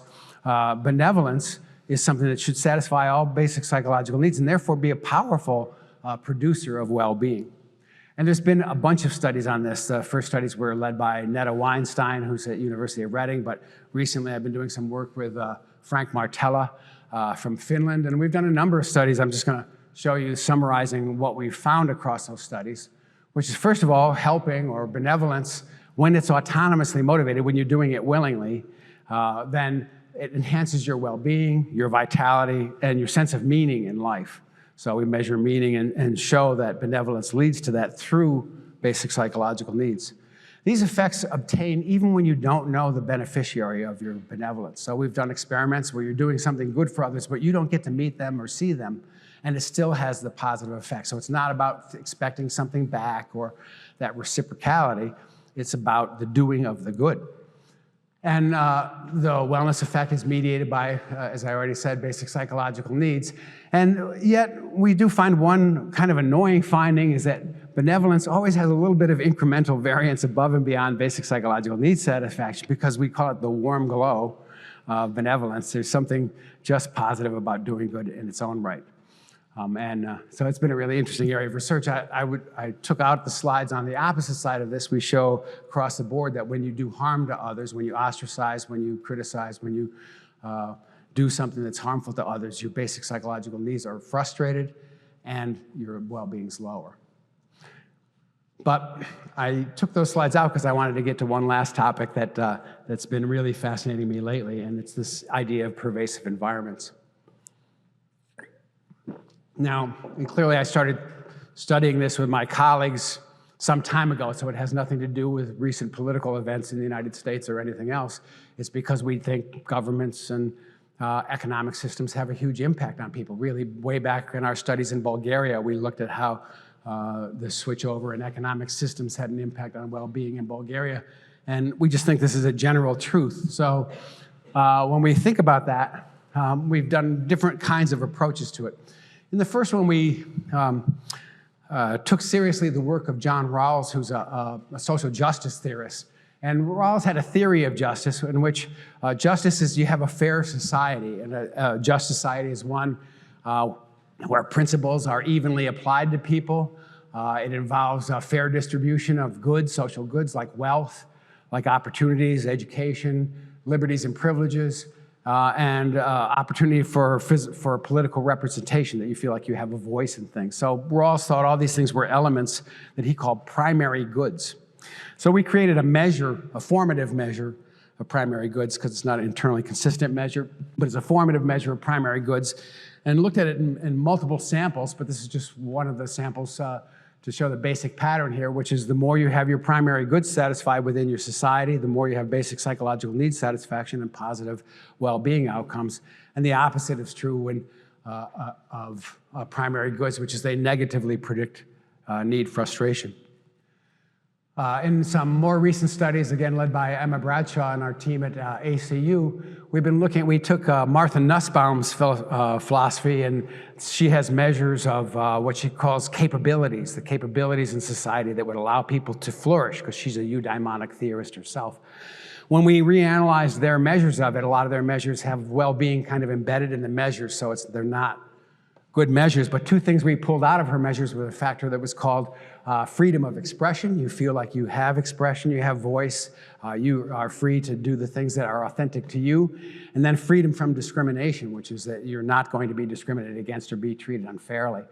And this was a multi-country sample, and really it's not representative samples of these countries, so I'm not speaking about the countries it was done, so we wouldn't just have a weird sample in this study. And you can see that freedom of expression is related to more need satisfaction and better outcomes, where freedom from discrimination doesn't predict so much need satisfaction. It negatively predicts, it positively predicts need frustration if you feel discrimination and resulting outcomes. So again, the sense of freedom and the sense of being free from discrimination, really important to people's well-being. And then most recently with Joachim Vadershoot from University of Ghent in Belgium, we've been looking a lot at the impact of political systems. And particularly we focused on democracies, because there's been a lot of argument that democracies are associated with better well-being in people. But the question is why? What is it about democracies that leads to that? And so what we did is we've taken big multinational surveys. In this particular study that's under review now, we're using 3 different cross-national surveys. And there are indexes out there about the democratic nature of each country. So it's called the Democracy Index. It looks at the human rights, support, equality, justice system, things like that go into the Democracy Index. And yet in self-determination theory, you think, well, Democracy Index will predict good outcomes, but only if the people feel like it's a democracy. So we have many people, for instance, in my country, we might on some objective level be classified as democracy, but a lot of people don't feel that way. And so perceptions matter in this. And so we have that as a mediator in here. And we looked at this both within countries, so the feeling of democracy from citizen to citizen, but also between countries. And we also look at the change in countries over time in the Democracy Index. And at all 3 of those levels, more sense of democracy is associated with greater well-being because of its impact on feelings of autonomy.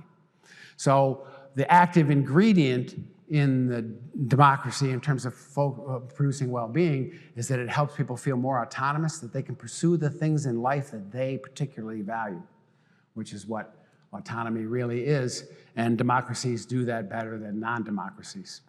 Other forms of government, no doubt, satisfy different psychological needs. Mark Fabian, using the self-determination theory framework, showed that populist movements often, while they don't satisfy the need for autonomy, they satisfy a need for relatedness, because you feel like you're part of a group.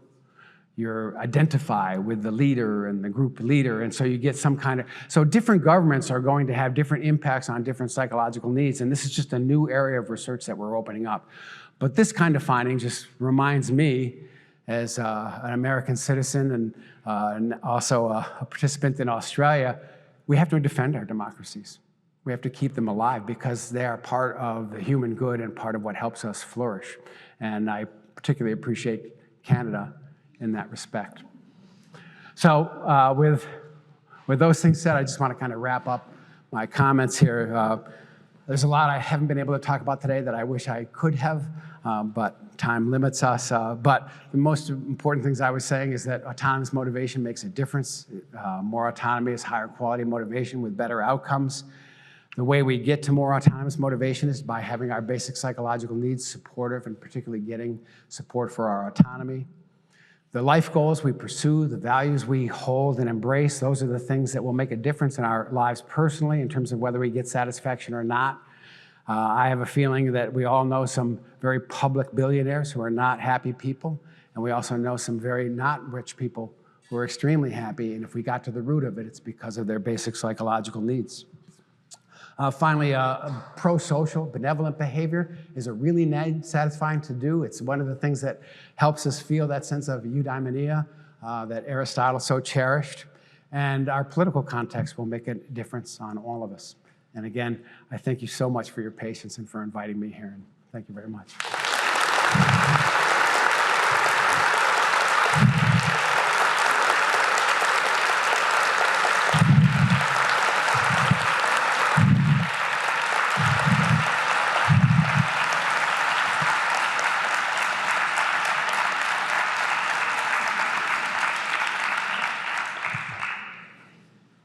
think I'm going to be questioned now. So. Thank you so much, Richard, for this inspiring talk. We do have time for questions. Donc, je vous inviterai, si vous aviez envie de poser une question, il y a 2 micros, un dans chaque allée. Si vous avez envie de le faire en français, c'est possible de le faire aussi. On pourrait s'occuper de traduire. Well, thank you very much.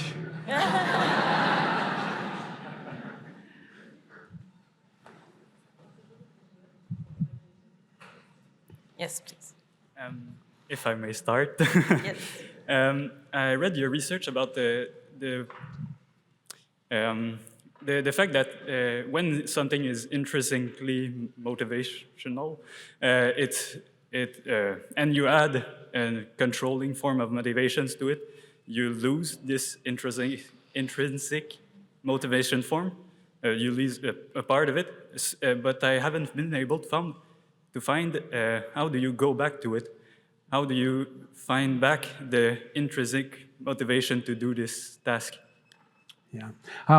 So just to repeat the question, make sure everybody hears it and make sure I got it correctly.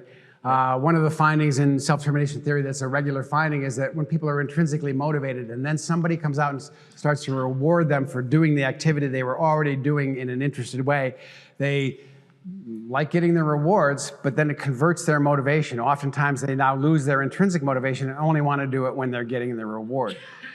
We have a kind of limiting condition on that because rewards can be given in a way that doesn't feel controlling. And in those experiments, they don't undermine. But when you use rewards to control behavior, say, I want you to do more of that, and here's some money for that, that will undermine the intrinsic motivation. How do you recover that? As was the question, I think, right? That was Exactly. So if you've been undermined in those ways, how do you recover that? And first of all, I want to say that I don't think this has been well studied. So what I'm going to say is just speculative at the moment. But the first thing I'd want to say is there was a reason you were intrinsically motivated in the first place. There was a joy in it. There was a satisfaction in it. And I guess it's about rediscovering what those satisfactions are. So I think getting out of a controlling environment and re-pursuing the activity, you might be able to find those satisfactions again because they were there. They were so you want to get back to those. I don't have a good solution to your question, but that's the first thing that occurs to me. All right. So thank you. Thank you, Dr. Ryan, for your very interesting talk. I have 2 questions. The first one is, I was wondering what you think is the effect of the economic situation and how that's related to self-determination theory, especially cross-culturally. Yeah. There's big differences in income across countries. So that's the first question. The second one is much more self-serving.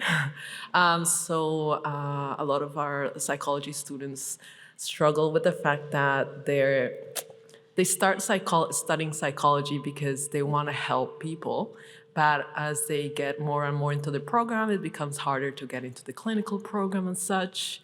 How can we favor the well-being of our students as an institution? Okay. I'm sorry. There were 2 questions there. I know, And yes. I'm going to answer the first one first and then hopefully get back to the second one. The question was about economic systems across the world and their impact. And I didn't present a lot of data on this, but obviously one of the things that interferes with our abilities to meet our basic psychological needs is we lack the resources. So poverty does have a negative impact on basic psychological needs satisfaction. On the other hand, the relationship of need satisfaction to outcomes is similar within very poor populations as it is within wealthier populations. So it's not that the importance of basic psychological needs change, it's just that some of them are harder to satisfy. It's harder to feel competence if you don't have access to education. It's harder to connect with your family if you don't have resources to connect with them and ability to travel or be near them. I mean, there's many ways in which an absence of economic resources has an impact on people's ability to pursue that which they value. And this is part of the philosophy movement called capabilities movement, is that, again, a good society would provide the basic things that you need so that you could pursue what values you. And one of the places we've been studying in detail the issue of economics recently is with the group led by Lenya Matos from Peru, because around Lima, very, very poor populations. But what we're finding there is that need satisfaction is really important in those poorer populations. And but we also see some cultural attitudes that are really difficult for need satisfaction because we're particularly studying women. They're poor women. So I guess my point being that the principles of self-determination theory apply across rich and poor nations, but it's pretty clear that impoverishment is a frustration of needs. Now, your second question, I'm not sure I really quite got it, but I do know that a lot of, you said that clinical students come because they want to help other people, maybe because they've had difficulties in their own life in some way? Well, it's mostly that as we get more and more into the undergrad level, we understand that there's specific constraints in order to become a clinical psychologist. It's very, very competitive. And what I find sad is that many students lose their intrinsic motivation to study psychology because they are willing, all they want is to achieve that one goal of getting into the PhD. Well, so when you asked this question, I was the director of clinical training at the University of Rochester for many, many years. A very difficult role because the profession of clinical psychology is an important and serious profession, and there are skills that are essential to doing that profession well. And sometimes they're not the things that students expected they were going to be doing when they got there. So to me, this is about fostering internalization. Okay, I didn't see those things as the things that were going to be fun and interesting about this career, but I now learn in my professional training why these particular skills are so important. And I want to say something about the motivation for helping in the first place. One of the things that I've always tried to do with my own trainees is to help them get over that motivation. Because if you're motivated to help other people, you've already got an agenda. But to be supportive of other people means to get rid of your own agenda and hear what's theirs. So I say stand out of the way. We used to use the expression, when you get the urge to help, lie down and let it pass. And I don't mean that by not being helpful, but the way to be helpful is to not put your own agenda onto clients, but rather to listen to what theirs is and then meet those needs. I think there's a ton of satisfactions in being a clinician. I mean, there are rich satisfactions, but some of them have to be discovered. And in that training experience, there's a lot of evaluation, there's a lot of pressure. And I think in our own training program, we wanted to help people feel safe in the middle of that. We wanted to scaffold them. We wanted to find them ways in which they could become the professional that they want to be and also hear the challenges that they face. And that's part of, I think, being a director or a mentor in general. So I don't think that really answers your question, but I hope it does. So. There is no real, I don't think there's a real answer, but I do appreciate that it's about giving everyone opportunities and letting them flourish. So thank you. Absolutely, thank you. Je vais poser ma question en français, si c'est correct. Yeah, I'll translate it for you. Yeah. Donc, il y a plusieurs études en SDT, dont une méta-analyse qui montre que quand certains besoins sont soutenus, dont l'autonomie, il y a naturellement plus de comportements pro-sociaux qui émergent.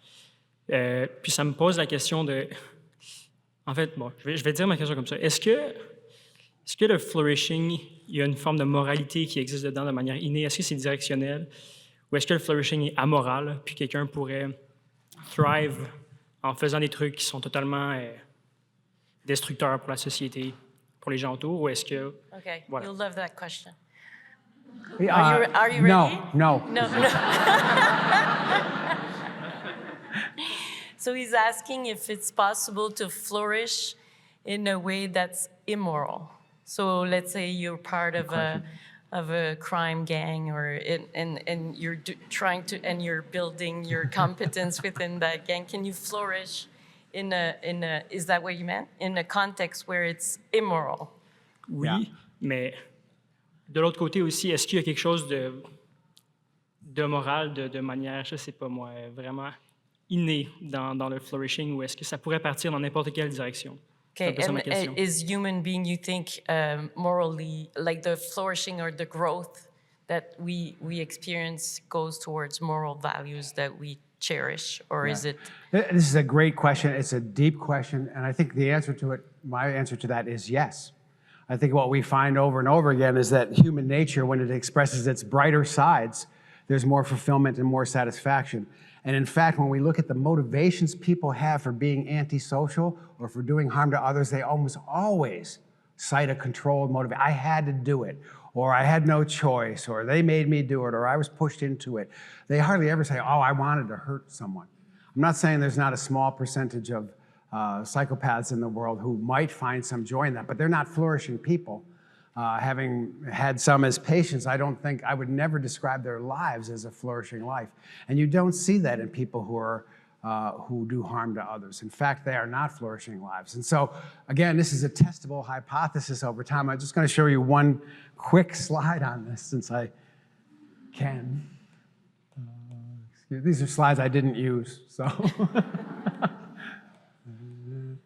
Oh, yeah. So we've done a lot of studies on harming other people. For instance, ostracizing somebody else. Even when you have a good reason for ostracizing them, it turns out that it causes you frustration. And a meta-analysis that we did that was in the Psychological Bulletin a couple years ago, we looked across all the studies we could find where you looked at motivation and antisocial and prosocial outcomes. And in general, you see that antisocial outcomes are associated with control motivation and prosocial outcomes associated with autonomous motivation. Again, an expression of human flourishing is that we move in a more prosocial direction. So I have the belief that human nature is basically good, but we have a lot of humans who are under frustrating circumstances, who grow up in controlling and abusing homes, who grow up in environments where they don't get their needs satisfied, and those people are at much higher risk for doing antisocial behavior. Thank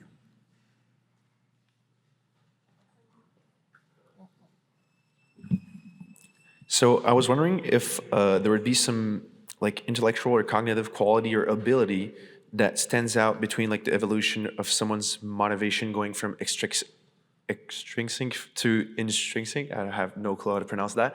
But so from going to like more autonomous, so the evolution of someone's motivation going to more autonomous, like if there's some, other than the three like qualities, something that goes more cognitive or like more in the type of people that helps or stands out like for the evolution of that motivation. I'm not quite sure I understand the question, so help me a bit. So, like, if there's some ability or quality that someone has that would stand out and like helps the person going from the motivation that are external to internal. Mm-hmm. Well, you know, I think some of what I was trying to describe is how, at least as mentors and parents and stuff, we help cultivate that growth and motivation. I think one thing we didn't talk about much in here is how you stimulate interest in things, like what kinds of things interest people. And you know, for instance, a great teacher is somebody who brings interesting material to the classroom, and then that leads people to move away from, oh, I'm just in here because of the grades, but to sort of say, oh, that's interesting, I might want to learn something about that. Or the teachers who can bring a sense of why something's important or valuable, that helps. So I think also in our own evolution, we can find that kind of sense of importance and interest. You know, I used the example before of obeying traffic laws. You know, how do we grow in that direction? Well, some of it's that we learn. We get smarter over time. We see the consequences of the negative behaviors. We see what happens, and as we learn about those things, we move toward more internalization. So I think there are multiple routes for growing in this direction. But I think really it still comes back to supportive environments are really important in that, and then yourself being reflective and choiceful. One of the chains of research I didn't get to talk about today, but relates to your question, is mindfulness research. Cultivating mindfulness, being aware of what's going on in the moment and being open and receptive to what's occurring is a way in which we grow personally. We make better choices. We get a better sense of what's really going on around us. So I think that's another attribute I would add to the list of things that can help people grow as you described. Perfect, thank you. Thank you. So today we're talking about motivation, talking about, sorry, I'm gonna speak a bit fast. I have ADHD, a little bit of an anxiety disorder. But for motivation, you were talking about the sense of control or competence and relatedness.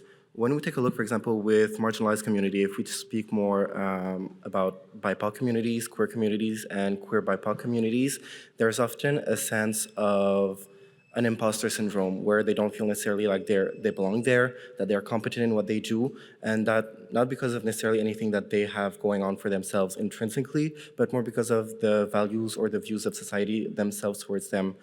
Clinically speaking, when you approach them, or like if you want to try to help them on these issues where all of the problem with their motivation or their feelings of imposter syndrome comes from the outside, how would you approach it? Or is it something that's been researched before, or I don't know?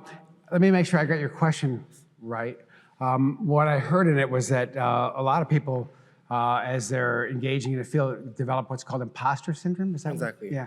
And for those of you who don't know, imposter syndrome is when you're in a role, but you don't really feel like you quite belong in that role, and you're almost ready to be discovered as not being the person people expect. Every time Genevieve or Mireille say something positive about me, the imposter syndrome is awakened in me because I feel like I'm not sure they're talking about me. So imposter syndrome is a really interesting dynamic thing. It has been studied within the self-determination theory perspective, and it's more likely to occur in really highly evaluative settings where there's a lot of pressure from the outside because people aren't really sure that that's them, but they have to stand up and pretend to be that other person. I think imposter syndrome is pretty common in the world. It's a lot more common than people think. And again, I'm not sure I heard the second part of your question, but it's like, how would you approach that clinically? I was talking more about like BIPOC and queer communities, so people of color, people who do not identify as cis, straight. Often when they go into a job or just any position that they have, they'll feel as if they don't belong there. Not necessarily because they don't feel qualified or not enough, but more as if the space that they're occupying where they are at the moment wasn't built for them. Yeah, this really comes back, I think, in a big way to the sense of belonging and inclusion and who we're supporting in our organizations. And now when I hear your question a little more deeply, I do know that often people of color, often people who are identified in non-heterosexual ways have to somehow hide that or not be authentic in the place they are. And there's been a lot of studies in SDT about just this problem, especially with LGB. We haven't done all of the different things, but LGB in particular. And in settings where people feel ostracized who are LGB, they suffer depression and anxiety. When they feel acceptance, they feel a lot more autonomy and sense of relatedness to others. So it's really about providing those basic psychological needs, which just really have to do with respect for every individual and who that individual is. So I interpreted imposter syndrome a little bit different, but I think what this leads to is inauthenticity, not being able to be yourself, not being able to express who you are, and that has a huge cost on your mental health. So again, this comes back to more inclusive organizations and settings. So, thank you very much. Thank you. Oh. Hello. My name is Michelle. I wrote my question that way I can express myself correctly.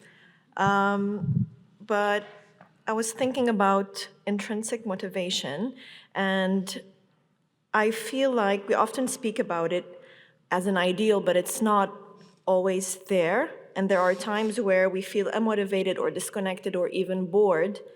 And I was like maybe questioning if a motivation can only be, like what if a motivation was not seen as just a problem, but as a phase that can lead to deeper motivation? In other words, if there is value in learning to sit with a motivation and use it as a path to build resilience and eventually reconnect with a deeper intrinsic motivation. Yeah. Well, again, another really deep question. I appreciate that. One of the things that we do see is, as you described, people's motivation shifts even for the same activity. You know, I might be in the middle of writing a chapter and be deeply intrinsically motivated when I start, but then I lose it. I start to get bored with it myself. I have to say, oh, I have to finish this thing. I have to find a way to do that. And often I procrastinate. Mm-hmm. And what's been interesting is some studies on procrastination with SDT show that there are really different forms of procrastination. Some people are procrastinating because they really don't know how to do the activity or don't value the activity, but other people are procrastinating because they're doing what you described, which is they're incubating. Mm-hmm. They're thinking about it, they're processing that. And that kind of procrastination can have positive effects. I'm forgetting exactly who the author of those studies, but it's just a recent study on this idea that there's procrastination that's really valuable procrastination because it's this idea that you have. I just say personally, you know, since I spend a lot of time alone writing and struggle with my own motivation, I have my own techniques for dealing with that. One is I don't push myself if I don't want to do it at that time. I say, okay, let it go for a few minutes. And I happen to be somebody who likes to paint. So in my office, I have a place I go paint for a while, and then I come back to it. And usually I can come back to a little bit of a fresher view on it because I've gotten out of whatever hook I was in before on that. So sometimes it's patience with yourself, mindfulness about what's occurring, being aware of it and being able to come back to it in that sense. So again, I don't think this is a deeply studied area. I think your question's a really fascinating one, but I do think that there are really positive things by moving away sometimes from things and giving them a chance to recover. Yeah. Same is true in sport. You see this a lot in sport. People can get burned out in sport, and they need time for recovery to come back and hit it. So it's in many different areas of life. Yes, makes sense. Thank you. Thank you. Hello, I'm Charles Etienne. Thank you for the wonderful presentation again. Some of the themes that were just mentioned were exercise and mindfulness awareness. So my question is actually right on the topics, basically. My wife works as a kinesiologist, so she does intervention to promote physical activity in individuals. So you presented some results on the topic, and you also talked about— She does interventions on what? I'm sorry. Kinesiologist. Oh, okay, yeah. So like promoting physical activity and exercise. And I'm also very interested in the things you mentioned with awareness and mindfulness. And one thing that she told me about a lot that she sees is a lot of individuals will value or probably score super high on identification for physical activity, but they still struggle to make it happen. And I've seen in one of the chapters from the recent book, the handbook of SDT. The little handbook? Yeah, the little palette Those thing. of you who know the handbook, it's quite big. There was a section about some keywords were like compartmentalized identification, and I don't know how to what extent it relates to that, but my question is, do you think that to some extent the validity of self-reported motivation could be limited by how introspectively aware someone is? And like, could there be limits, based on like how mindful and how aware someone is, and the capacity for one to actually properly respond to the questions, especially in that area of the motivation continuum, with introjections and identification and integration, where it's sometimes maybe it gets a little bit blurry for someone who hasn't really processed that. So I wanted to hear your thoughts about this issue. Sure. The first thing I want to say is I think there's a really important point about all self-report things, which is self-report is a behavior. It's not necessary, you can say you're self-reporting about motivation, but then there's a behavior in doing your self-report that is itself motivated. And we also need to understand that. And that's why we don't rely only on self-reports. We have experimental methods and observational methods and other ones.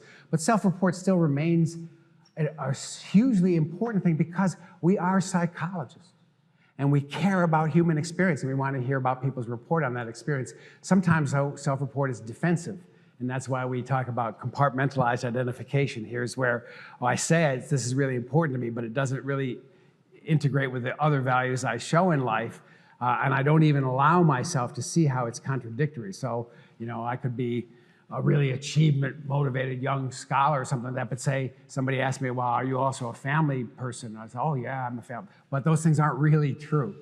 I'm not allowing myself to see that contradiction that's in there. So this shows that there's a dynamic to self-report that needs to be understood. So I never take self-report to be an absolute truth. I take it as an indicator at a population level of something. But as a clinician, for instance, I would never take a single self-report measure and say, oh, and now I know your motivation. Because I know that there's room in there for defensiveness, for distortion, for other things. And I think that's a really important point for all of us. Jane Lovinger was my hero when I was growing up as a young scholar. And she always used to say, don't think of self-report as reporting the truth, but think of it as a behavior itself that needs to be studied. And I've always appreciated that wisdom from her. In that respect. So we can't always trust that self-report. I want to say one other thing about exercise. Knowing the value of exercise usually isn't enough to get people to maintain it. And what the literature shows is that getting the value of exercise may get you oriented in that direction, but you need to find something that's intrinsically motivating. Or you need to find a partner so that you can get relatedness satisfaction while you're doing it. You need other things to help sustain it over time because oftentimes identification isn't enough on its own. So the golden combination is when you both value and understand the importance for health of your exercise, but you also find something that you like to do. And that's a key. Thank you so much. Thank you. Hello. Well, in the context of mental health, in particular working with people that have severe and persistent symptoms, autonomy building is one of the main goals of a psychologist or someone working with mental health. Yet it's quite difficult to find that or to build that, especially regarding people that have negative symptoms or have been institutionalized for a long time, or even that have personality disorders, for instance, that would repeat again and again the same behaviors that could lead into trouble for them. I was wondering if you have some directions as how to build this and how to build this with our patients/clients. So maybe make sure I got the question correctly here. There are some patients who engage in repetitive maladaptive behaviors over time repeatedly, yes. Even through different kind of clinical interventions that go on. Yeah. Either that or often they don't seem to have any sort of motivation or internal consistency, especially if they've been to institutions for a long time. They've been forcibly into like mental health hospitals and asylums or such.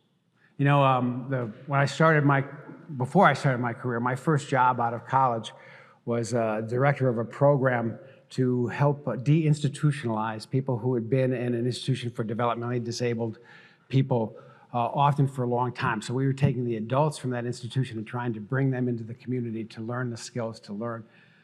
The damage done in those institutions, the damage from the controlling, not competent supportive, not related to supportive environments to people long-term is formidable.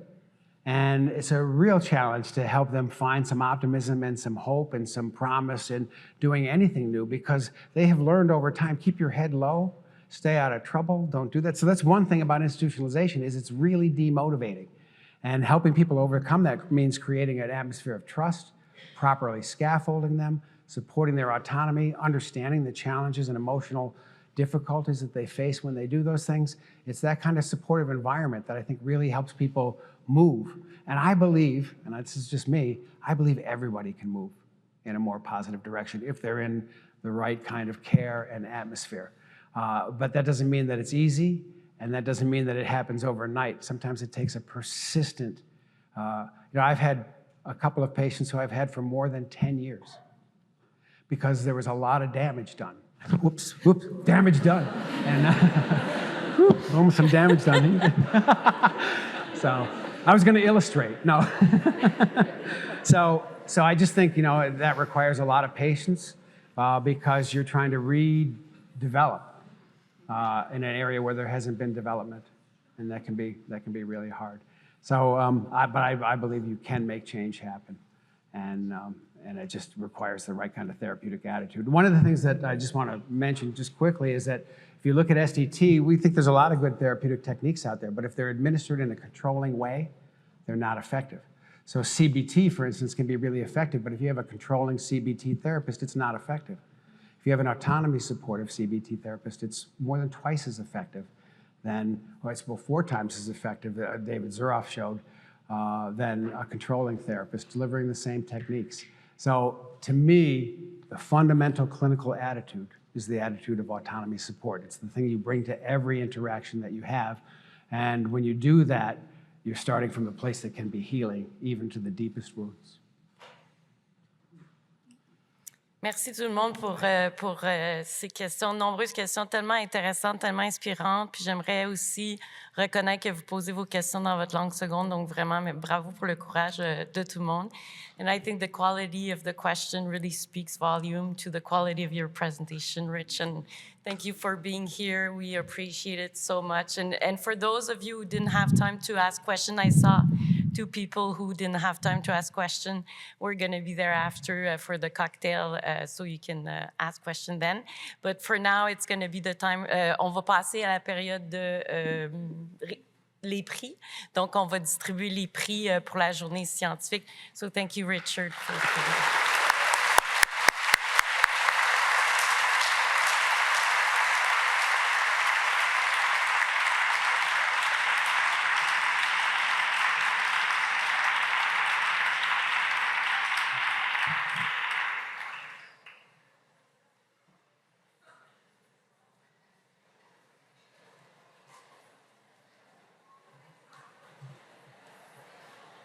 faut juste changer le programme. Alors, on va passer à la portion des prix. Et donc, on va passer à la portion... je pense que mon micro ne fonctionne pas, hein? Oui? Bon. On va passer à la portion des prix. Tout d'abord, on va remettre le prix Michel Sabourin. Donc, je vais inviter Michel à venir nous rejoindre en avant. Donc, c'est la première édition de ce prix qui est assortie d'une bourse de 2000 $ qui vise à reconnaître un article de grande qualité qui émane de travaux de recherche au doctorat professionnel des psys en psychologie clinique. Le fonds Michel Sabourin, qui rend possible ce prix, mais aussi une bourse d'excellence, a été créé en 2024 par le docteur Michel Sabourin, professeur émérite de notre département où il a exercé des tâches d'enseignement, de recherche et d'administration de 1970 à 2011. En 2005, alors qu'il occupait le poste de directeur du département, il organisa la première journée scientifique départementale dans le but de promouvoir la recherche autant fondamentale qu'appliquée auprès de tous les étudiantes et étudiants. Et cette initiative a été reprise à chaque année depuis. Donc, il est juste que nous remettons le prix Michel Sabourin à cette journée scientifique. Alors, le prix Michel Sabourin est remis à Maude Massé-Pfister pour son article intitulé « Cross-Sectional and Perspective Associations Between Self-Compassion and Sexual Distress in Couples Coping with Sexual Interest Arousal Disorder ». Elle a effectué son essai doctoral sous la direction de recherche de Sophie Bergeron. J'invite Maude à monter sur scène pour recevoir son prix.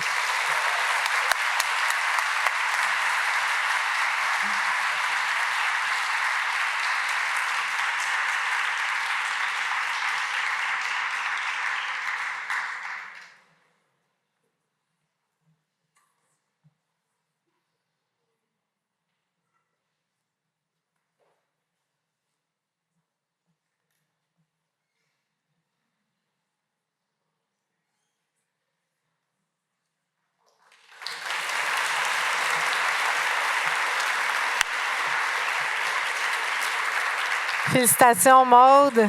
Merci beaucoup à Michel. Donc maintenant, les prix pour les meilleures présentations étudiantes. Donc, je remercie encore les professeurs et étudiants des cycles supérieurs qui ont agi comme juges. Et donc, je vais vous annoncer les lauréats et lauréates. Alors, je vais vous inviter à venir sur la scène et ensuite, on prendra une photo de groupe. Donc, je vais nommer 6 récipiendaires. Donc, pour la meilleure communication affichée au premier cycle, Camille Bordelot. Pour la meilleure communication orale au premier cycle, Florence Potvin.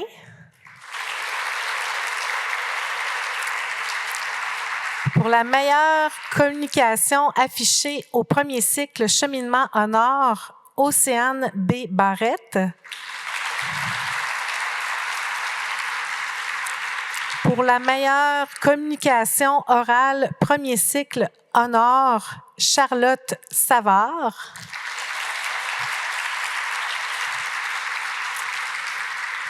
Pour la meilleure communication affichée, cycle supérieur, Arina Ujevko. Et pour la meilleure communication orale au cycle supérieur, Mina Guérin.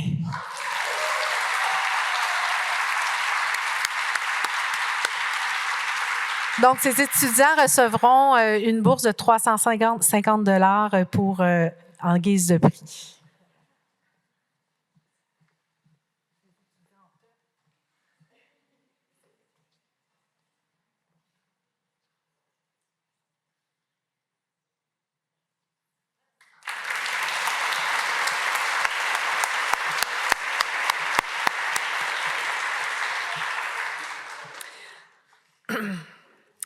Aussi, on va effectuer un tirage la semaine prochaine pour remettre 4 prix de participation de 100 $ parmi les personnes qui ont présenté une communication.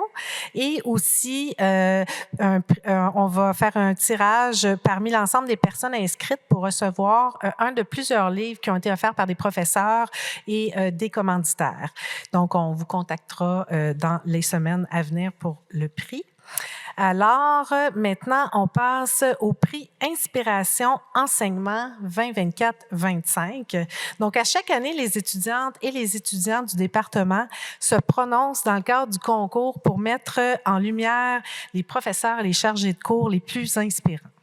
Donc, près de 400 votes ont été enregistrés pour donner lieu à des lauréats et à des mentions spéciales. Y a-t-il des mentions spéciales cette année? À des lauréats? Oui. OK. Oui, c'est vrai. Donc, oui, c'est ça. Et donc, pour chaque catégorie, je vais nommer les récipiendaires et, encore une fois, je vais vous inviter à monter sur la scène pour recevoir votre plaque. Alors, prix Inspiration Enseignement pour le premier cycle, groupe de 40 et moins, Maxime Montembeault.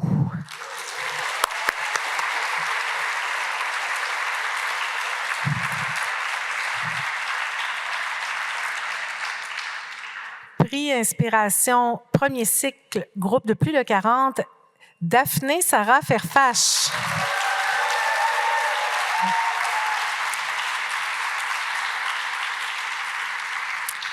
Donc, prix Inspiration, premier cycle, pardon, oui, ça. Prix Inspiration Enseignement, professeur, premier cycle, groupe 40 et moins, Audrey-Anne Deneau.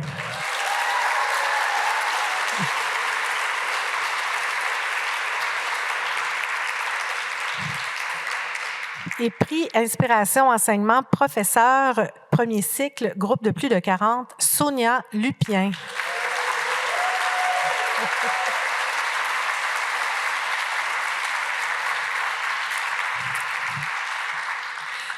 Prix Inspiration Enseignement chargé de cours au cycle supérieur, Nicolas Pesant.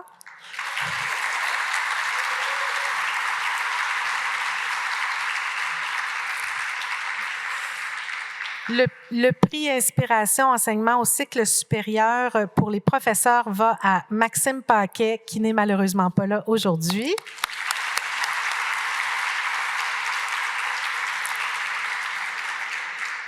Et on a une mention spéciale professeur au cycle supérieur parce que c'était presque ex aequo, Valérie Courchaine, qui ne pouvait pas être là aujourd'hui non plus.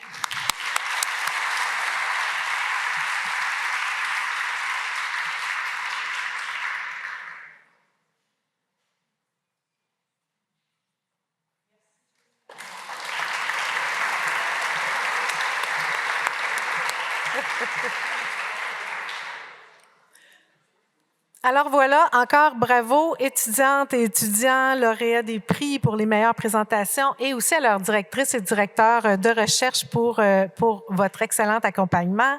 Merci à tous les professeurs, chargés de cours et équipes de recherche qui contribuent avec passion et dévouement à l'enseignement et à la recherche au département et à notre belle équipe administrative qui soutient tout ce beau monde et toutes ces belles activités. Merci encore à toutes et à tous pour votre participation en aussi grand nombre. Merci aux diplômés de votre présence et encore merci à nos commanditaires. Alors, je vous invite maintenant à profiter du cocktail dans la grande cafétéria pour réseauter, jaser et parler de vos belles réalisations.